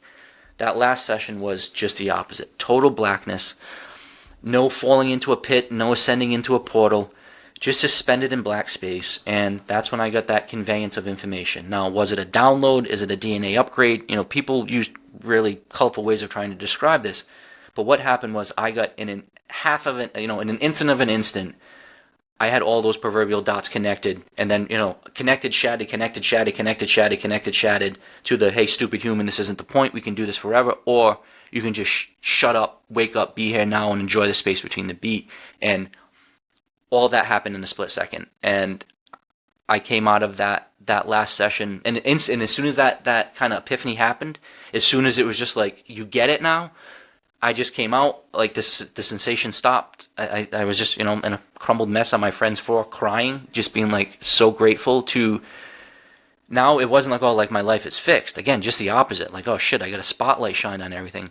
But now I know what I can do right here to make my life better. And that hasn't left me since. And that's why I say it was a life-saving epiphany transformation. Like when you have a perspective shift where your mind is chattering and rattling around and you can't put anything in its proper compartment, so that way you're just like this to the point where it's like, all right, you know what's better than this? Jumping off a cliff. And there are a lot of people that can't stop that to, oh, I can calmly make a compartment for everything. I can be here right now. I can make conscious whatever, like decisions on what I want to do and how I want to express myself. It's so liberating. And we and it is difficult to have brutal self-honesty. It is very difficult to do this inner psyche work, this shadow work. I mean, just by definition, it's going to be difficult. But it is so liberating and enriching once you have it, because then you realize that you're the answer to your problems. Then you're not looking for an external solution to all your internal shit. Then you realize, oh, it's not more money or more things or more stuff. It's a better understanding of oneself. And that perspective shift is the game changer. And now that I've seen and interacted with some beautiful souls and people that have had that same kind of realization, and it's not an enlightenment like we're all fixed and kumbaya, we're all great. It's more just, oh, I know that we're more than just this human body. I understand how to amplify what's needed, and yeah, it's a beautiful sense of self. I mean, you can, and again, I'm not trying to project anything on you, but you can sense it in your look and in the calmness of your voice. I was just in a meeting last night with a younger couple, and both of them were just so self-aware, and it's refreshing and enriching and liberating, where you don't have to be performative. You're not. You can truly just be yourself, and that's the healing that I think really, again, the world needs most, because there's so many people trying to be fake or trying to be somebody else or aspiring, like, in the U.S. and not, I don't start even bringing it into politics, but it's like whatever side you're on, people can be so fanatical on each side where it's like, man, get your own freaking personality. Like, really? You're going to tie yourself up so much on this one idiot? And everybody, I hate to say it, U.S. politics, they're all idiots. So whatever one you're hanging your hat on, it's like, why don't you hang your hat on yourself? And then see what that does for you, your community, your family. See what that does at the dinner table when you talk to your children about empowering and enriching themselves. Like, let's talk about how young men can embrace their masculinity while embracing the beautiful feminine. Let's talk about how the women can empower themselves again. Like, these are things that just flow naturally in all of my conversations, every day, all day, with my inner group of people, because we don't have time for the shit and the smut and the, what are we're going to get into the soap opera bickering back and forth? Like, it's not even on our radar. It's not even on our board. It's like, all right, well, let's talk about how we can help one another. Let's talk about how we can collaborate. How can we create? How can we do cool writings, events? Like, it's a different way of living. And again, it's not this kumbaya, selfless, like, wow, you've got to give up all material wealth. And no, it really just the opposite. You become so much more wealthy. And yeah, like, I don't have the 200 grand income anymore, but I've got 40 households, households in like 40 states across this country that will welcome me in, give me free food, free accommodations, free shower, welcome me into their family, let me pet their dog. Like, that's wealth. Back when I used to be a rich business owner, yeah, but I had no one that wanted to be around me because I was a jerk, including my own self. So, like, what good is that? And the common trend of what I hear on all of your guests is they went through some sort of dark night of the soul. There was something either self-imposed or just culturally imposed on them, that once they took sovereignty over their own well-being, once they decided that they were worth their inner exploration, and you've asked this question a couple times, like, so why did you get into shrooms? Why did you get into DMT? I think the universe will put in front of you what resonates with you in your core. And again, you'll know. So it's not, well, is DMT right for you? I don't know. What does your gut tell you? Maybe it's ibogaine. Maybe it's LSD. Maybe it's shrooms. And me, you, and your guests can certainly offer our experiences, but I encourage everybody to lean into what they're saying. And for some, it may be, say, psychedelics aren't for me, or I'm not ready. And maybe you'll never be, and that's fine. But I know a lot of people that are getting the call to be like, all right, so DMT has now got brought up 5 times. Why? Well, maybe it's because it's worth you exploring it. And again, and maybe not. But that's going to be for each individual person to make. And I've now worked with this molecule again for several years now and seen what it can do in a therapeutic setting. Again, cracking people out of that shell. But then also from just a fun, like, all right, so now what? Like, cool, let's create art. Let's go walk in the woods and freaking talk to birds. Like, let's go, I don't know, like, let's go collect rocks. And it sounds like, really? You're going to get that souped about collecting rocks? Yeah, I love collecting rocks on DMT. Again, connecting with nature, smelling the sage out in the desert, listening to the birds chirping, like, looking at the stars come out. Like, I mean, you realize just how blessed you are. And then, because I almost took my life, I really, every day is a second blessing or is a second opportunity at life, and I won't ever squander a moment of that. And I don't ever want to prevent anybody from going through their dark night of the soul. I don't ever want to prevent anybody from going through their own internal learning lessons, because it has to be something that has to be experienced. You can't just read something in a book or hear me talk and be like, oh yeah, that'll work. Like, you have to experience whatever it is. But that's what I'll keep sharing really for the rest of my life, where for the people that have got it, hey, cool, what did you do to get it? How did you get that sparkle in your eye where you're not saying everything's fixed, but you really have a good sense of self? And I instantly know when I meet people like that. And then for the people that haven't quite figured that out, it's like, hey, let me share what worked for me. And then my 10 buddies tried this. Maybe you want to try one of it. But there's no reason to walk around this planet miserable, depressed, anxious, or worse, or think that you're alone, that there's not a method, or no one understands me. I'm too special. I'm too crazy. I'm too. There's somebody there that will help be your whatever, your misfit along your side. And yeah, I know I'm dedicating the rest of my life to these explorations. But then, how do I learn more about myself, the human psyche as a whole? But then share this knowledge in a way that isn't taboo, that isn't dirty, and let's talk about all these aspects in a way that encourages dialogue.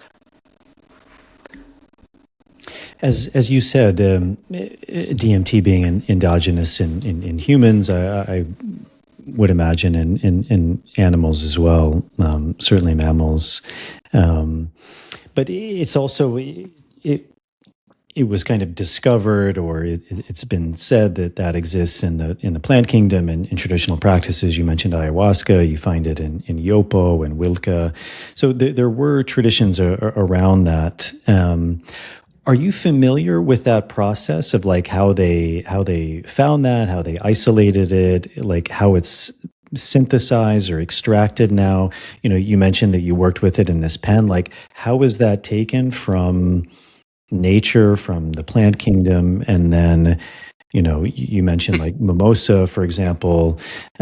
How is that extracted to something that is a molecule that can be worked with specifically in and of itself? Yeah, and maybe go back to the ancient question, like, how did the original people discover ayahuasca? In the sense, like, the jaguar gave them visions, and the jaguar spirit told them. That's the big question. How did this chemistry or alchemy ultimately get originated or exposed? Just be perfectly honest with you, I don't know. I know, like, there's a pretty good history of like the derivation of LSD and about some of these other synthetic psychedelics. I don't know when the first person extracted it. I know when I was interested in it, I just simply did a Google search, and there was recipes all online, and they all seemed pretty much the same.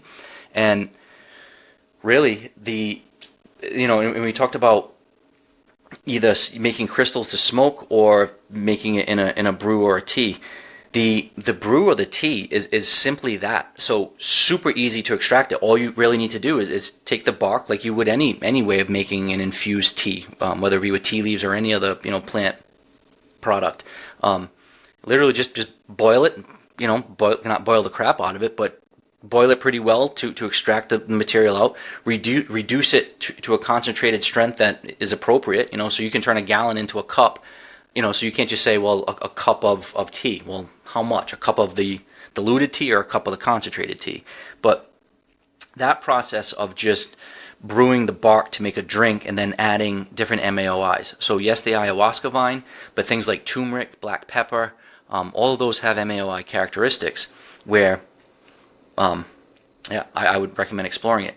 The extraction process with the DMT to make the crystals is also a simple process. I don't know how in nature it was first figured out, but it's like a 4-step process. It's boil the bark to get basically the solution in a water, or to get all of the tannins and all of the stuff in the wood in a solution, reduce that solution, chemically alter the pH so that certain properties and chemicals pull out, and then the process that I use anyway, the last step is putting it in the freezer. And what happens is at cold temperatures, the free base DMT just freeze precipitates out. So the liquid goes from clear to cloudy to then literally snowflakes form, and then they fall out. And the process is very, very simple. And again, I'm not suggesting anybody like go and stop making batches of DMT, but it's a not complex thing. You don't need any special equipment. It's really a simple extraction process. But then even, you mentioned Yopo.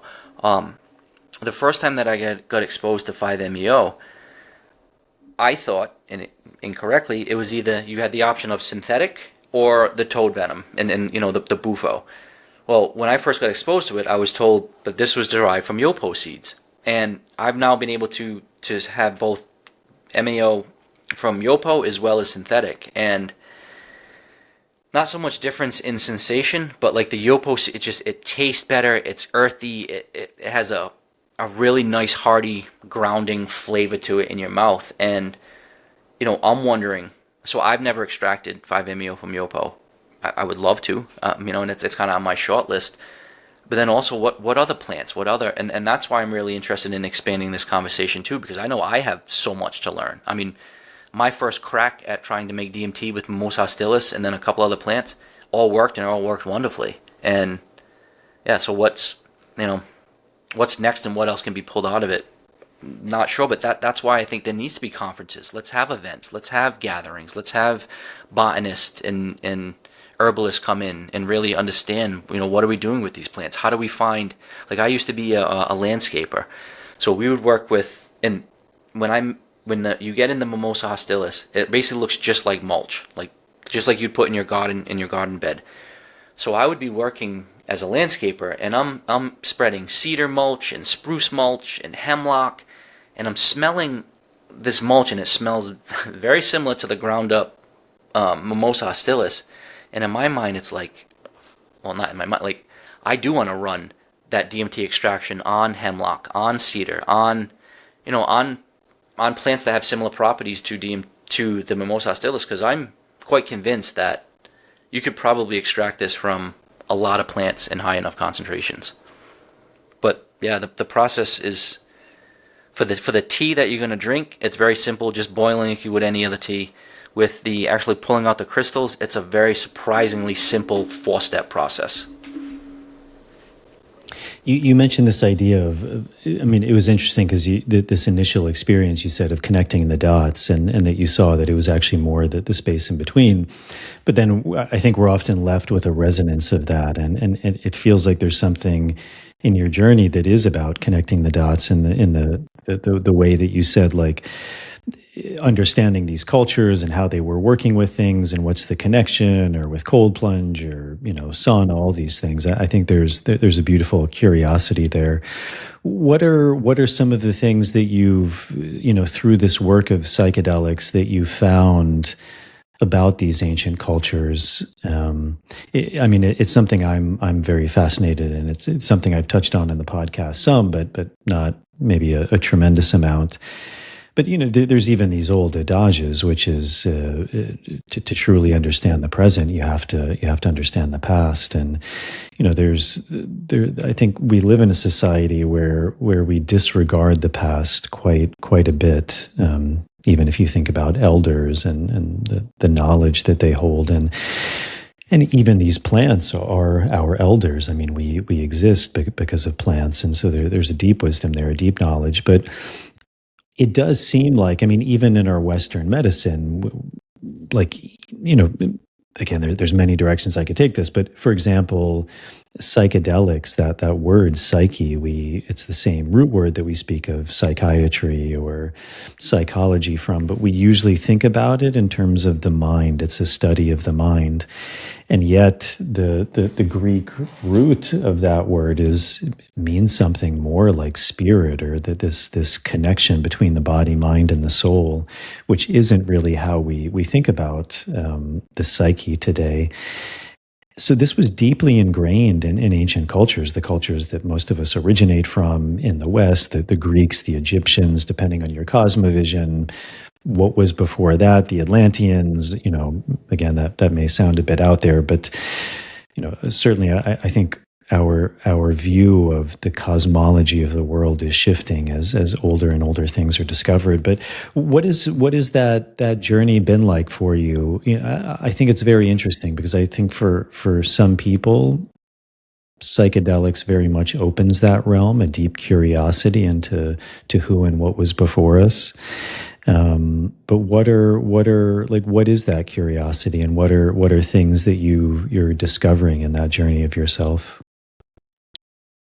I would suggest, if people are interested in these topics, one of the top books on this subject is The Secret Teachings of All Ages by Manly P. Hall.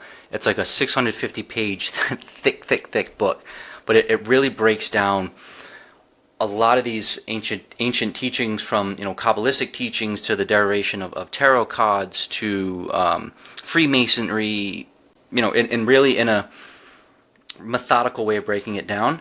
And recently, I was introduced to a podcast, and I was just interviewed on it. It's called Seek, Seek, and it's Seeking Esoteric and Entheogenic Knowledge. And the host of that, this gentleman named Nick, he does a fantastic job of not just saying, "Oh yeah, hey, there's a common thread between psychedelics and ancient history." He has like 45-minute documentaries on like just ancient, like Roman and Greek culture, and then just psychedelics in Buddhism, and psychedelics in Chinese history. And it's this really, really, really great collection of content on this very topic. So I would suggest, if people are interested in it, a lot of great compilation of content with it's not his subjective opinion. It's not like, hey, this is what I think about this. It really is just like, here's the facts of it. My personal study, including the knowledge on that shows is the common threads are typically this. It's that there's typically some sort of sensory deprivation involved with whatever practical or ritual there is. So a lot of times it's a matter of fasting, so removing that, so your body gets into a metaphysical, or into a metabolical state that's different. A lot of times there's the concept of going into darkness. So again, the Eleusinian mysteries, where you're going into the cave, the story of Jesus, where you're going into darkness for 3 days.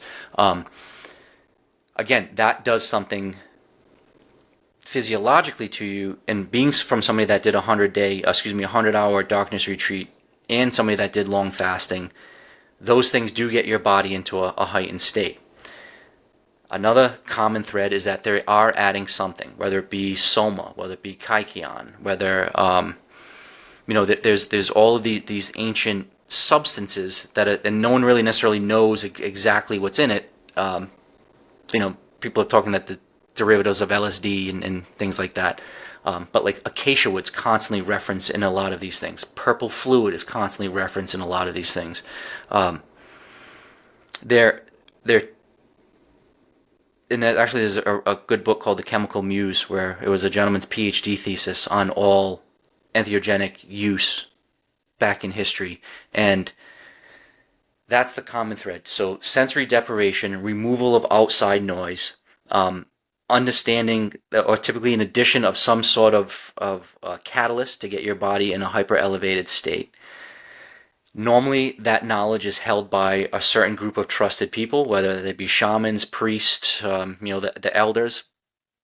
But how I read Buddhism, how I read Catholicism, how I read Taoism, is, and they're all kind of coming from their own way. And how I my overarching thing, philosophy really from psychedelic use, is that we're more than our physical body. And I mentioned how I've gone to the Monroe Institute where they do deep meditations with a combination of binaural beats. So they're actually, playing with the frequencies in your brain to go at certain levels. Their tagline or their trademark is "you're more than your physical body." And I think a lot of these teachings get to the point where it tells or teaches the individual that we're more than just this outside experience. We're more than just the five senses, that there is this non-dual nature, so to speak, of something higher than ourselves. And then how do we get access to that? How do we quiet all the noise to ascend our physical body, to get in some sort of etherical spiritual space, to then tap into something higher? And that's where you can either rub people the wrong way or bring them into the conversation. Do you call it God? Do you call it source? Do you call it creator? Do you call it infinite intelligence? Call it what you may, and I've called it multiple things. But even the last guest that you had on your podcast, or the last one prior to recording this, was in essence saying, spiritual traditions and academic traditions are both trying to explain the exact same thing, but they're just using different terminology. And I really think that that's what's going on when we describe, again, spiritual and scientific, but also the past is they're all just using different terminology to try to explain the same thing, which is how do you elevate yourself beyond just the plane of your physical self to then tap into something higher where that information is delivered in a different way than just verbal. A man or woman talking to you. It's more than just pictures written on a cave wall. It's more than just sung in a hymn sense. Like, if you can get your body and spirit, or if you can get your consciousness to separate from your body, you will then be able to take in information on a different energetic vibratory plane, which just feels different. That is source, that is God, that is whatever. And my reading of all of these ancient teachings are for the person to really understand how to tap into that, and then to do it not once, but continuously. So, and it's not, well, you got to do DMT every time to get to that state.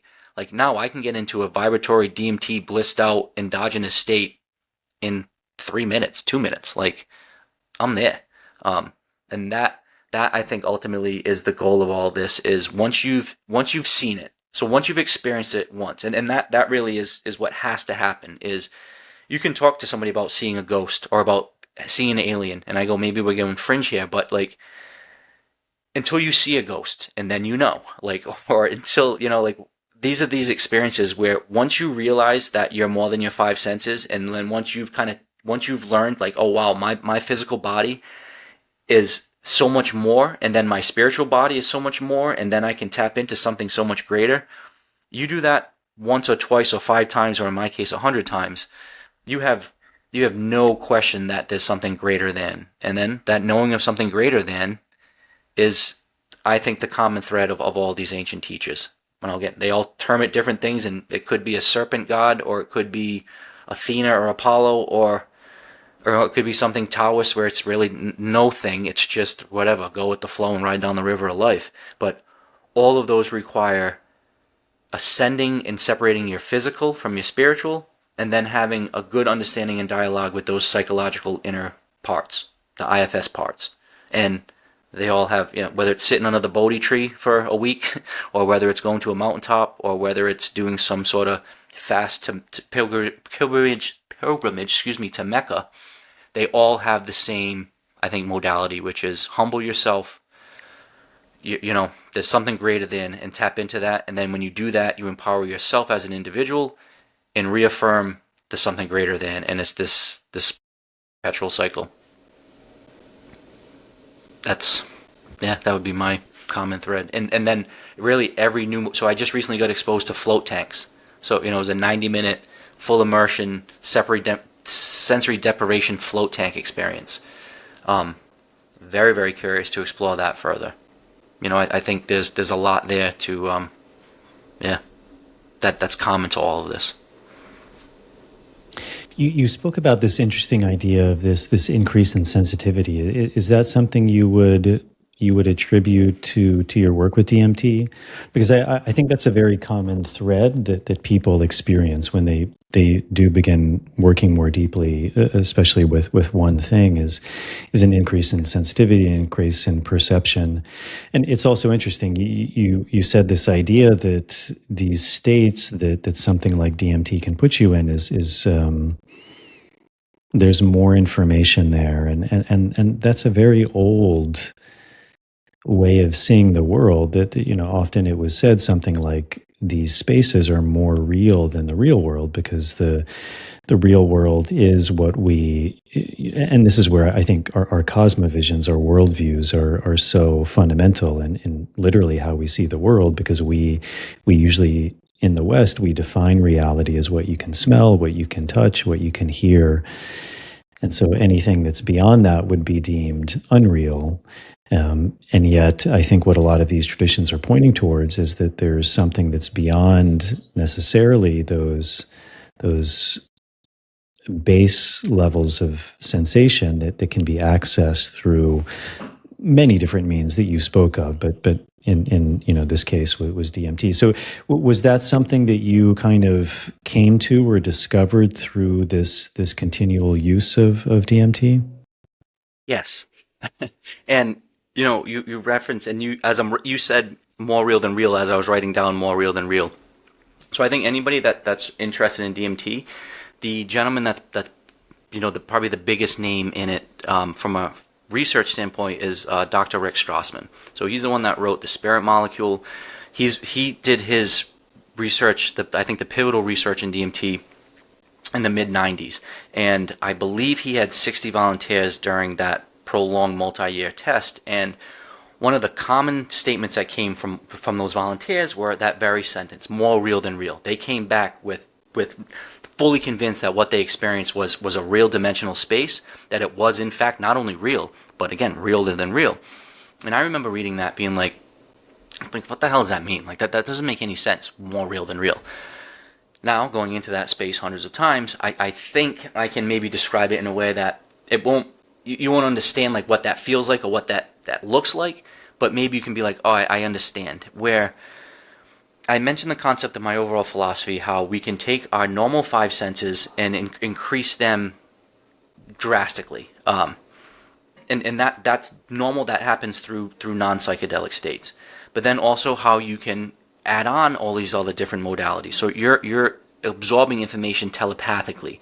Your skin is now really, really sensitive. So you're taking in heat, cold, all of these things in a heightened sense. And I don't have, so if we have the original 5 and I'm saying, well, we're going to add 20 more, well, what are those 20 more and what does that mean?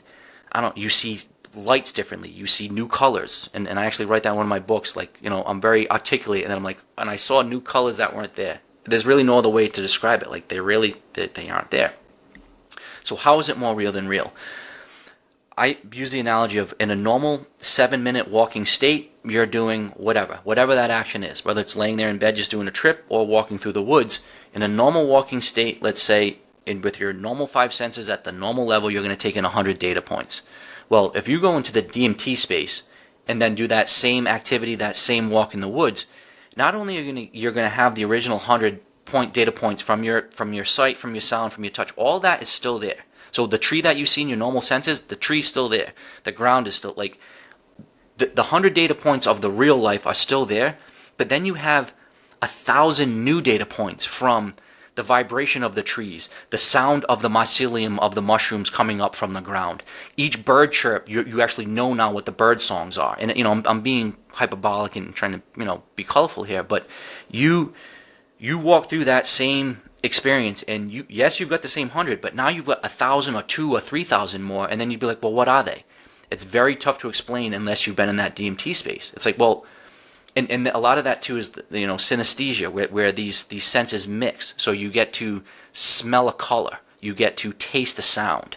And again, it sounds weird saying it until your body gets in that elevated state where it does become more real than real. Because you're taking in, how is it if you've got 100 data points or 1,000 data points, it just, the accuracy is more, it's more clear. It is more real than real. And how how I've been able to experience that firsthand, and then I think again, this is all about practical integration. So you can't just go out and explore all these realms and come back, or not come back and stay on the mountaintop and do nothing with it.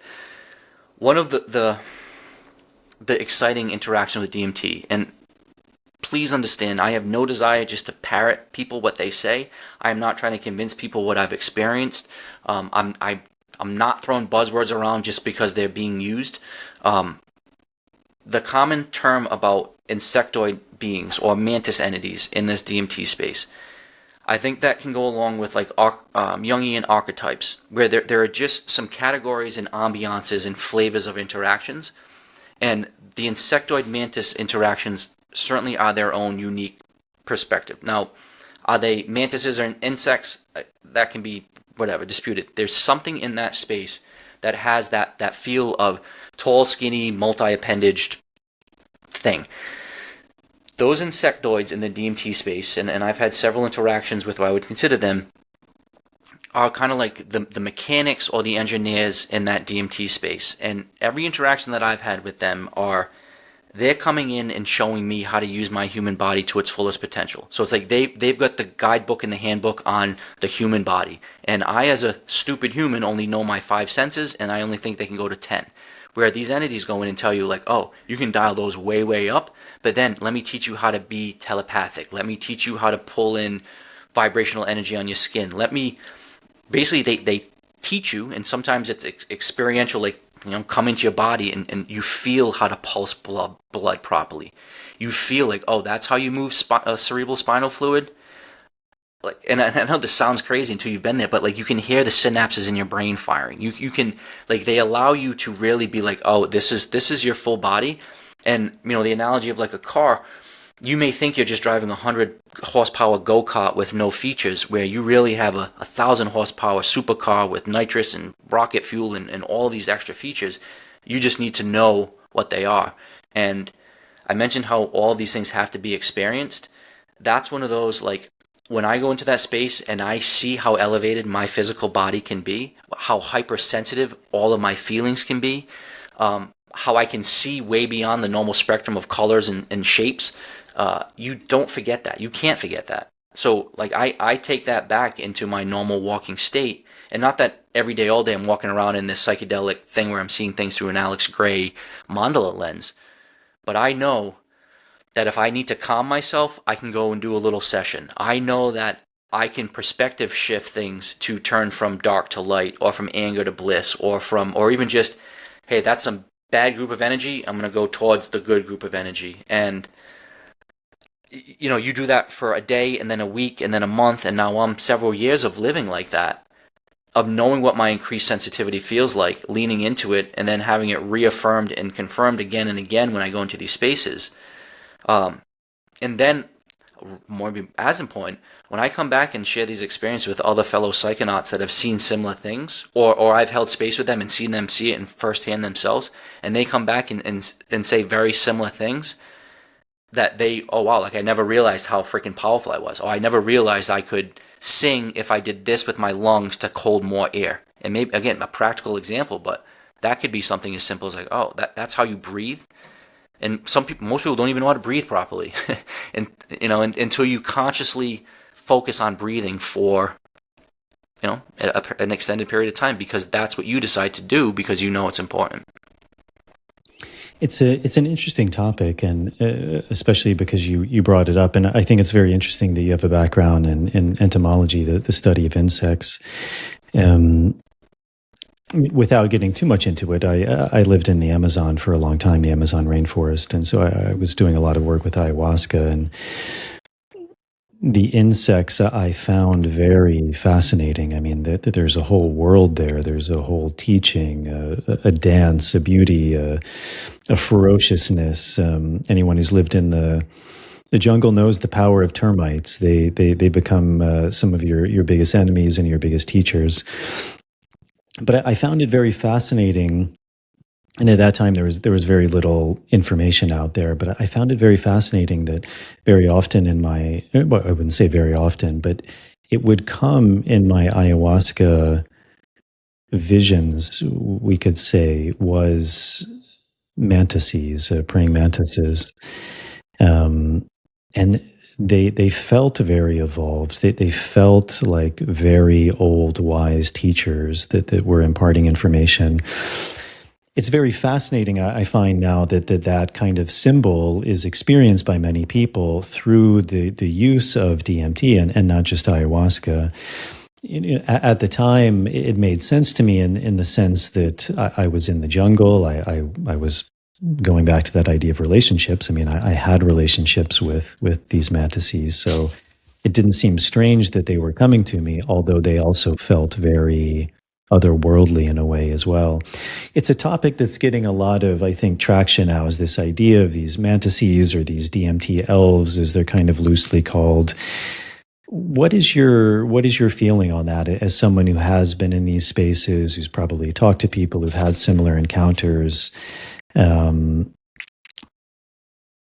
there's many ways, obviously, that can be thought about, interpreted, like everything in life. And it's not to say there is an absolute answer, but what is your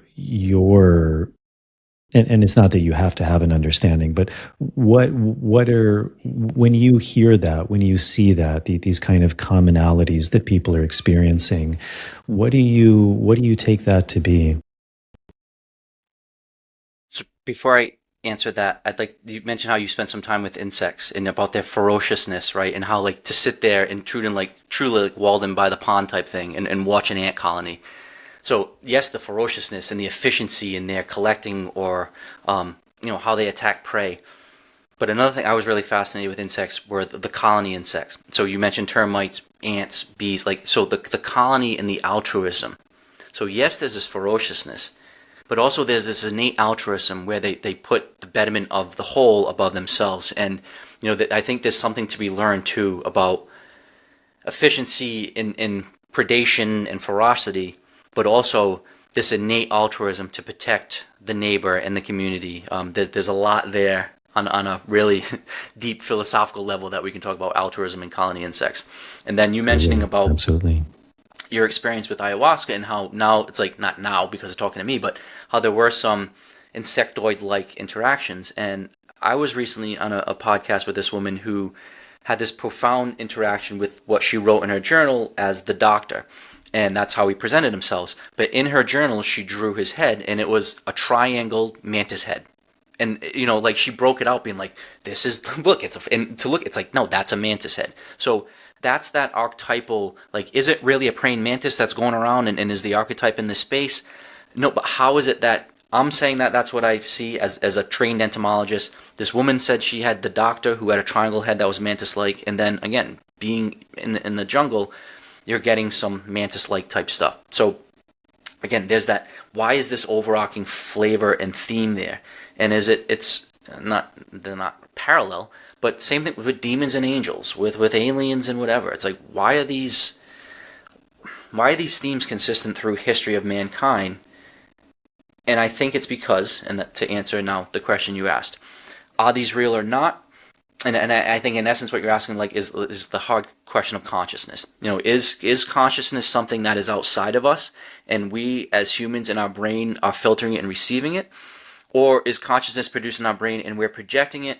So in essence, my experience is these, what I'm considering as gestures, elves, and mantises, are just me on my brain on drugs. I'm just hallucinating. And because I've heard it on 100 podcasts, that's why I'm repeating Machine Elves and Joe Rogan's gestures, and it's all just in my own brain, and I'm projecting it. Or and another name in the DMT space that people would be interested in is Dr. Andrew Gallimore. He believes that these entities are real, that there is an actual 3D realm, not 3D, an actual DMT realm, and I believe that as well. And I would tie in not so much DMT because he used mescaline, but there's a book called The Doors of Perception by Aldous Huxley.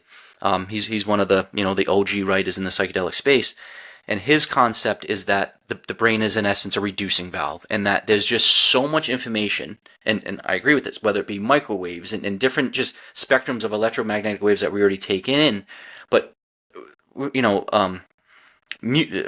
radio waves, TV waves, satellite stuff. There's all this stuff going on right now that we need to filter out to have this conversation, and then through our own physical body just to survive, that we're taking in, 0.0000% of the vibratory information that's around us right now. When we use psychedelics and get into these deeper heightened states, we're able to then take in more information. We're able to add sensitivity to our radar and antenna. We're able to dial into channels that we couldn't have otherwise. And I truly believe that as the human body at its normal state, this is our normal 3D life, and we're on this planet. But we have way, way more. And then when we do modalities of meditation and psychedelics to increase our sensitivity, to increase our antenna, to allow our vessel to then receive and interpret different types of vibratory information, I really just think these DMT entities are just that they are actual entities, things, collections of information that are accessible to us once we dial in what we need to. Just like right now, we don't have a radio playing, but I go grab the radio and I put it on and we get it. So right now I'm not interacting with DMT entities.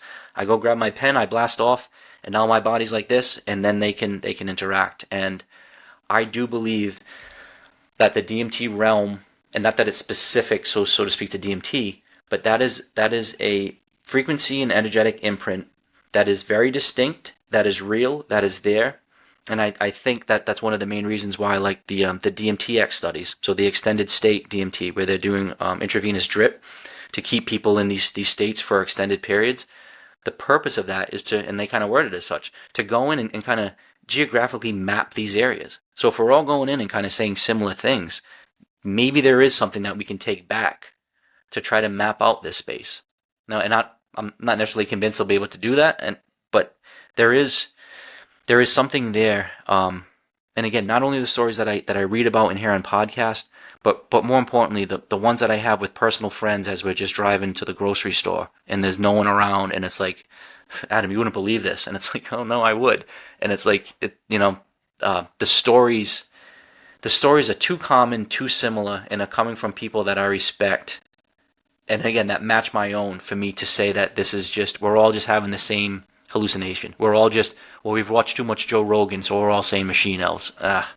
Or justice, excuse me. I don't think that. Now, I think there is some cultural overlay and context to it.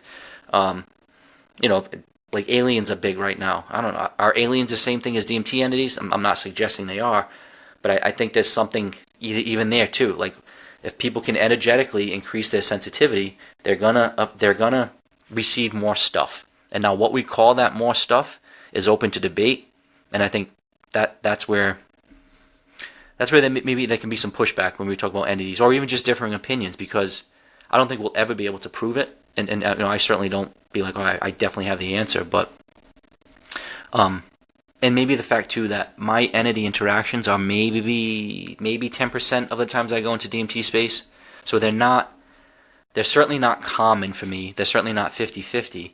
Most times I just go in and it's sights and sounds, and I'm playing my own instrument in this cool place.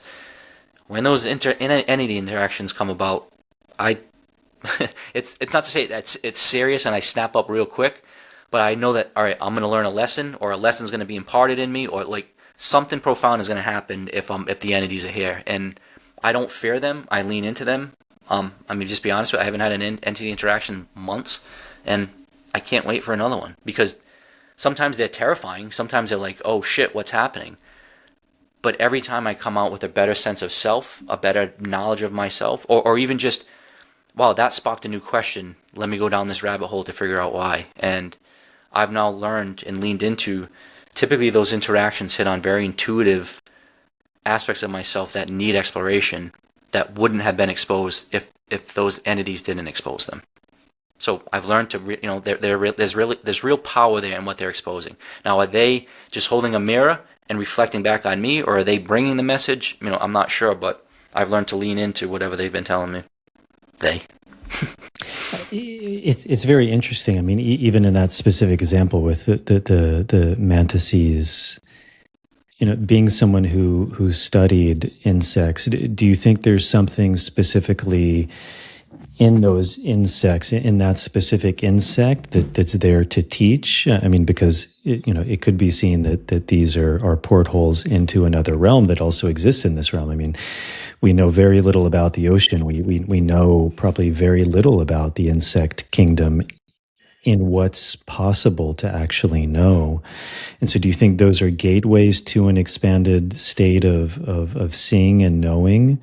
Um, like that, for example, would be one way of looking at it. Another is that, as you said, it's a reflection of ourselves. Another is that it actually is some foreign entity that's maybe taking that shape because it's something that we're able to see or to have access to, or that it's not something of this world, that it is something that exists in that space that's unique. I mean, even in a lot of indigenous cosmovisions, they say that these entities that come to us are spirits of the forest or spirits from the stars, that actually the origin of these master plants originated in the stars, and they're actually more evolved beings.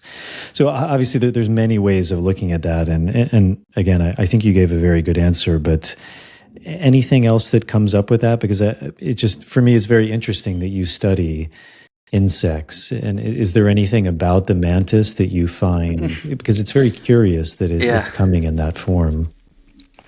So I love praying mantises, and I think they're awesome. I think that, like, I don't know, this is my own personal take. I think there's several other insects that maybe could convey some deeper philosophic imagery than the mantis. I think how I try to describe these, same thing with like Jungian archetypes as well as these entities, is more of an overall flavor or ambiance.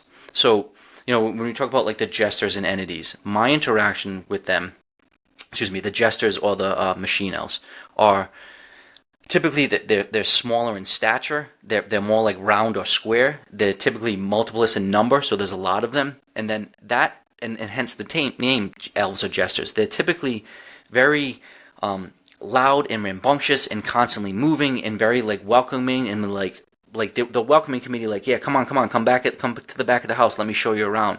And that interaction, and then normally with the jesters, there does seem to be like a carnival type flavor and feel, where there is conveyor belts and rides and spinning. Like, there's just typically when I interact with those jesters, that's the overall flavor and ambiance of not only like the setting, but really their interaction. So when you hear people talk about the machine elves and jesters, I understand why, because those images come up as gestury, fun, like really just like the annoying stepbrother, like running around busting your chops, to the archetypal like feminine white, lady in the white dress, or the lady in the purple dress, or the beautiful. And even in that feminine archetype, some of it is very motherly and nurturing, and some of it is very sensual and sexual and like siren like. So it's not, well, are you seeing a woman? Yes, but what's the overall flavor and energy? So what's the tonality in your internal tuning fork? How is it resonating? Is it resonating from a sexual feeling from that female energy, or is it resonating from a motherly, naturally embracing? And then same thing with some of the like archetypal wizardly like Thoth type character, where they're really just imparting wisdom on you. So I think with the mantis thing, I don't think it's necessarily like praying mantis, that particular species. How I think it's just the overall flavor, where the head does seem to be typically triangle-ish. And then, again, just differentiation from short, round, square, multiplis. Every interaction I had with mantis entities, there was only one, typically tall, thin, and seemed to have more than one appendage. So I think that's where the mantis or insectoid thing sticks. But, I guess you could say if people were using ant-like entities, that could probably just stick just the same. An ant head and a praying mantis head are probably pretty similar. So, but it's that overall flavor, feel, ambiance of, like, I know very distinctly, all right, is this the funhouse jesters that they're gonna show me some cool shit, or is it, oh, I've got the professor / doctor / mechanic who's gonna go in and readjust my synaptic firing, or two, even, and maybe again, I know you're one of the more serious podcasts, but everything I say, I'm not telling stories. These are my true experiences of how I interpreted them. To one of the more fantastical entity experiences that I had was what I considered one with my future self. Now, again, how do you describe that? Well, the ambiance, the flavor. It wasn't me being older or with a grayer beard. It wasn't me even in a human form. It was just in one of these spaces. It was kind of like I was on a display bed, and in this case, there were the entities they were the gestury ones there, and they were kind of like looking at me, doing a diagnostic check, is how I felt and interpreted it, and then a very, very distinct sense of me from my future self in a different timeline in an advanced state was coming back to do, again, a diagnostic check where I felt in that DMT experience that I was kind of, hey, I'm just coming in, doing a check, letting you know you're doing good, you're on the right path, nothing to fear. Kind of nice seeing you, Earth Adam 45. And that's what because I'm 45, well, I was 45 in that time. And that's kind of my take on it. And coming out of that experience, and you hear this a lot with people that have psychedelic experiences, a lack of fear of death and really a true understanding of death as a transmutation of energy, not like an ending. And prior to that experience, I had no fear of death, and I have a very good relationship with it. After that experience, it was really just, again, enriching, liberating, freeing to know that, wow, I really thought and felt that when I die, there's something greater than, but man, I just interacted with whatever future entity is me, and now I know that that's going to pass on. And this is where, if I could, I think an important distinction, because the question you asked about, in essence, the hard problem of consciousness, is this really happening, or is it just us as individuals having hallucinations and our brain is just on drugs and we're seeing all these visions?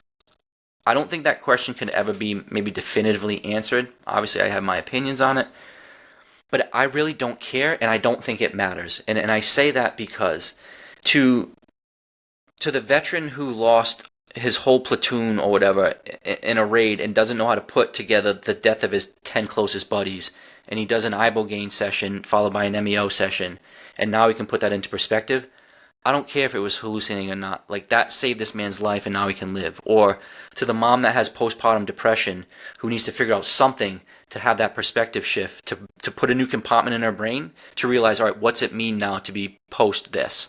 And now I've seen it firsthand, from not wanting to be a mom to, wow, I now have all the desire to be the best mom in the world. To, again, somebody like myself that was, I think I'm so ugly, so dark, so nasty, I hate being in my skin that I just want to get the hell out of it, to, wow, I am so blissed out and so lucky that I would not rather be any other human in this world other than Adam Butler right now.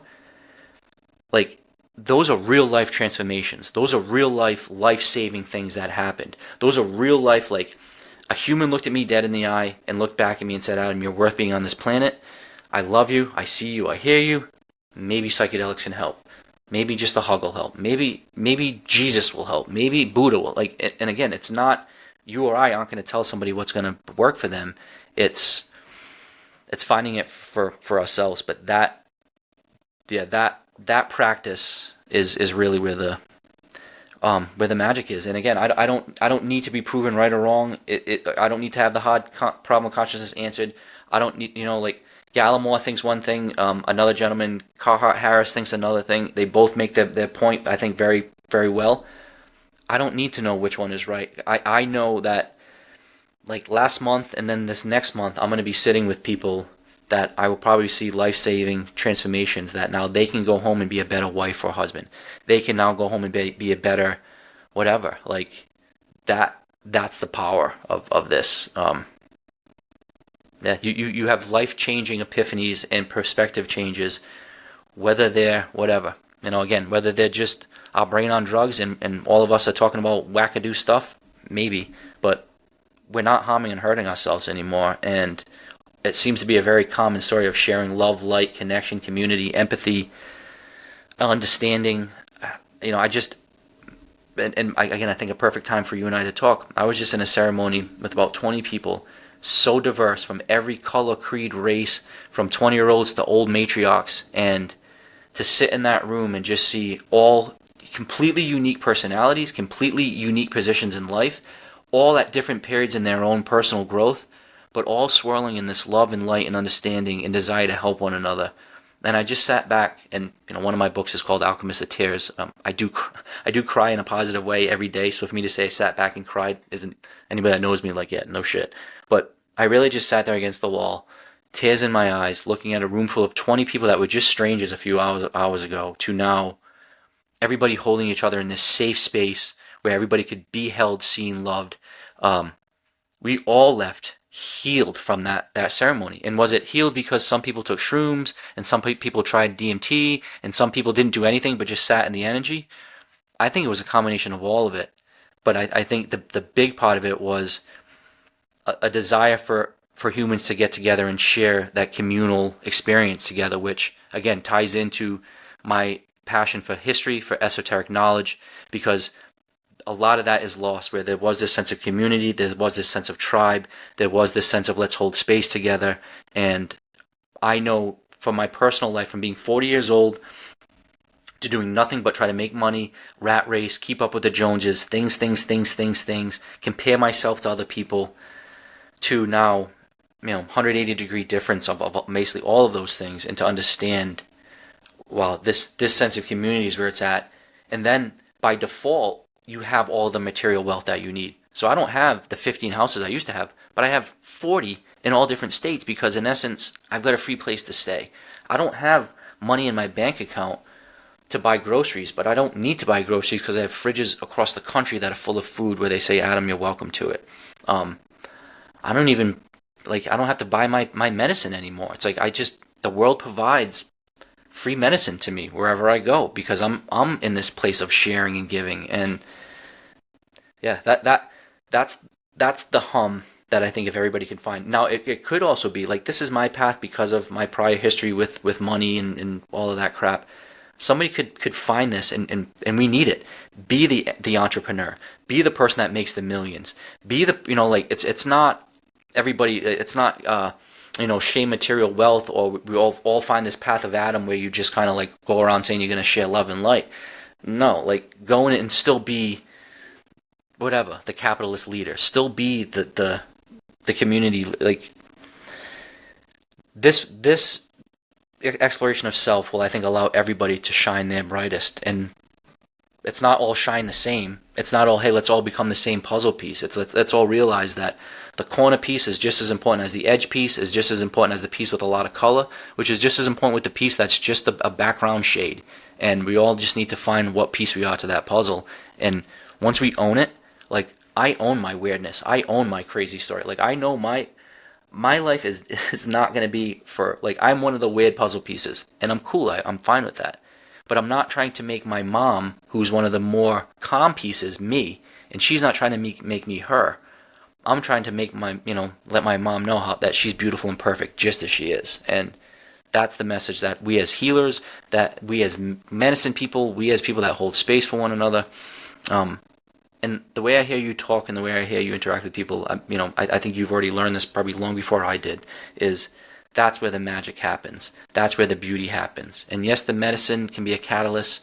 Yes, that vibratory state is needed to sometimes tap into these. But yeah, the real medicine at work in this healing is just seeing the other human in front of you as just the human in front of you. Adam, I think that's a beautiful place to wrap up. It's a beautiful message. I think you really expressed that lovely. And I think at the end that this medicine is, or these medicines, it is about relationships, and it's about gratitude, seeing that joy, being of service, allowing that creative energy to flow out of us, and to feed that, to bring that into the world. So thank you for what you're doing. If people are interested in working with you, what is your work now? How can people reach out to you? What are you offering? I mean, you have the book which you graciously sent to me, but what's in your world right now? Wow.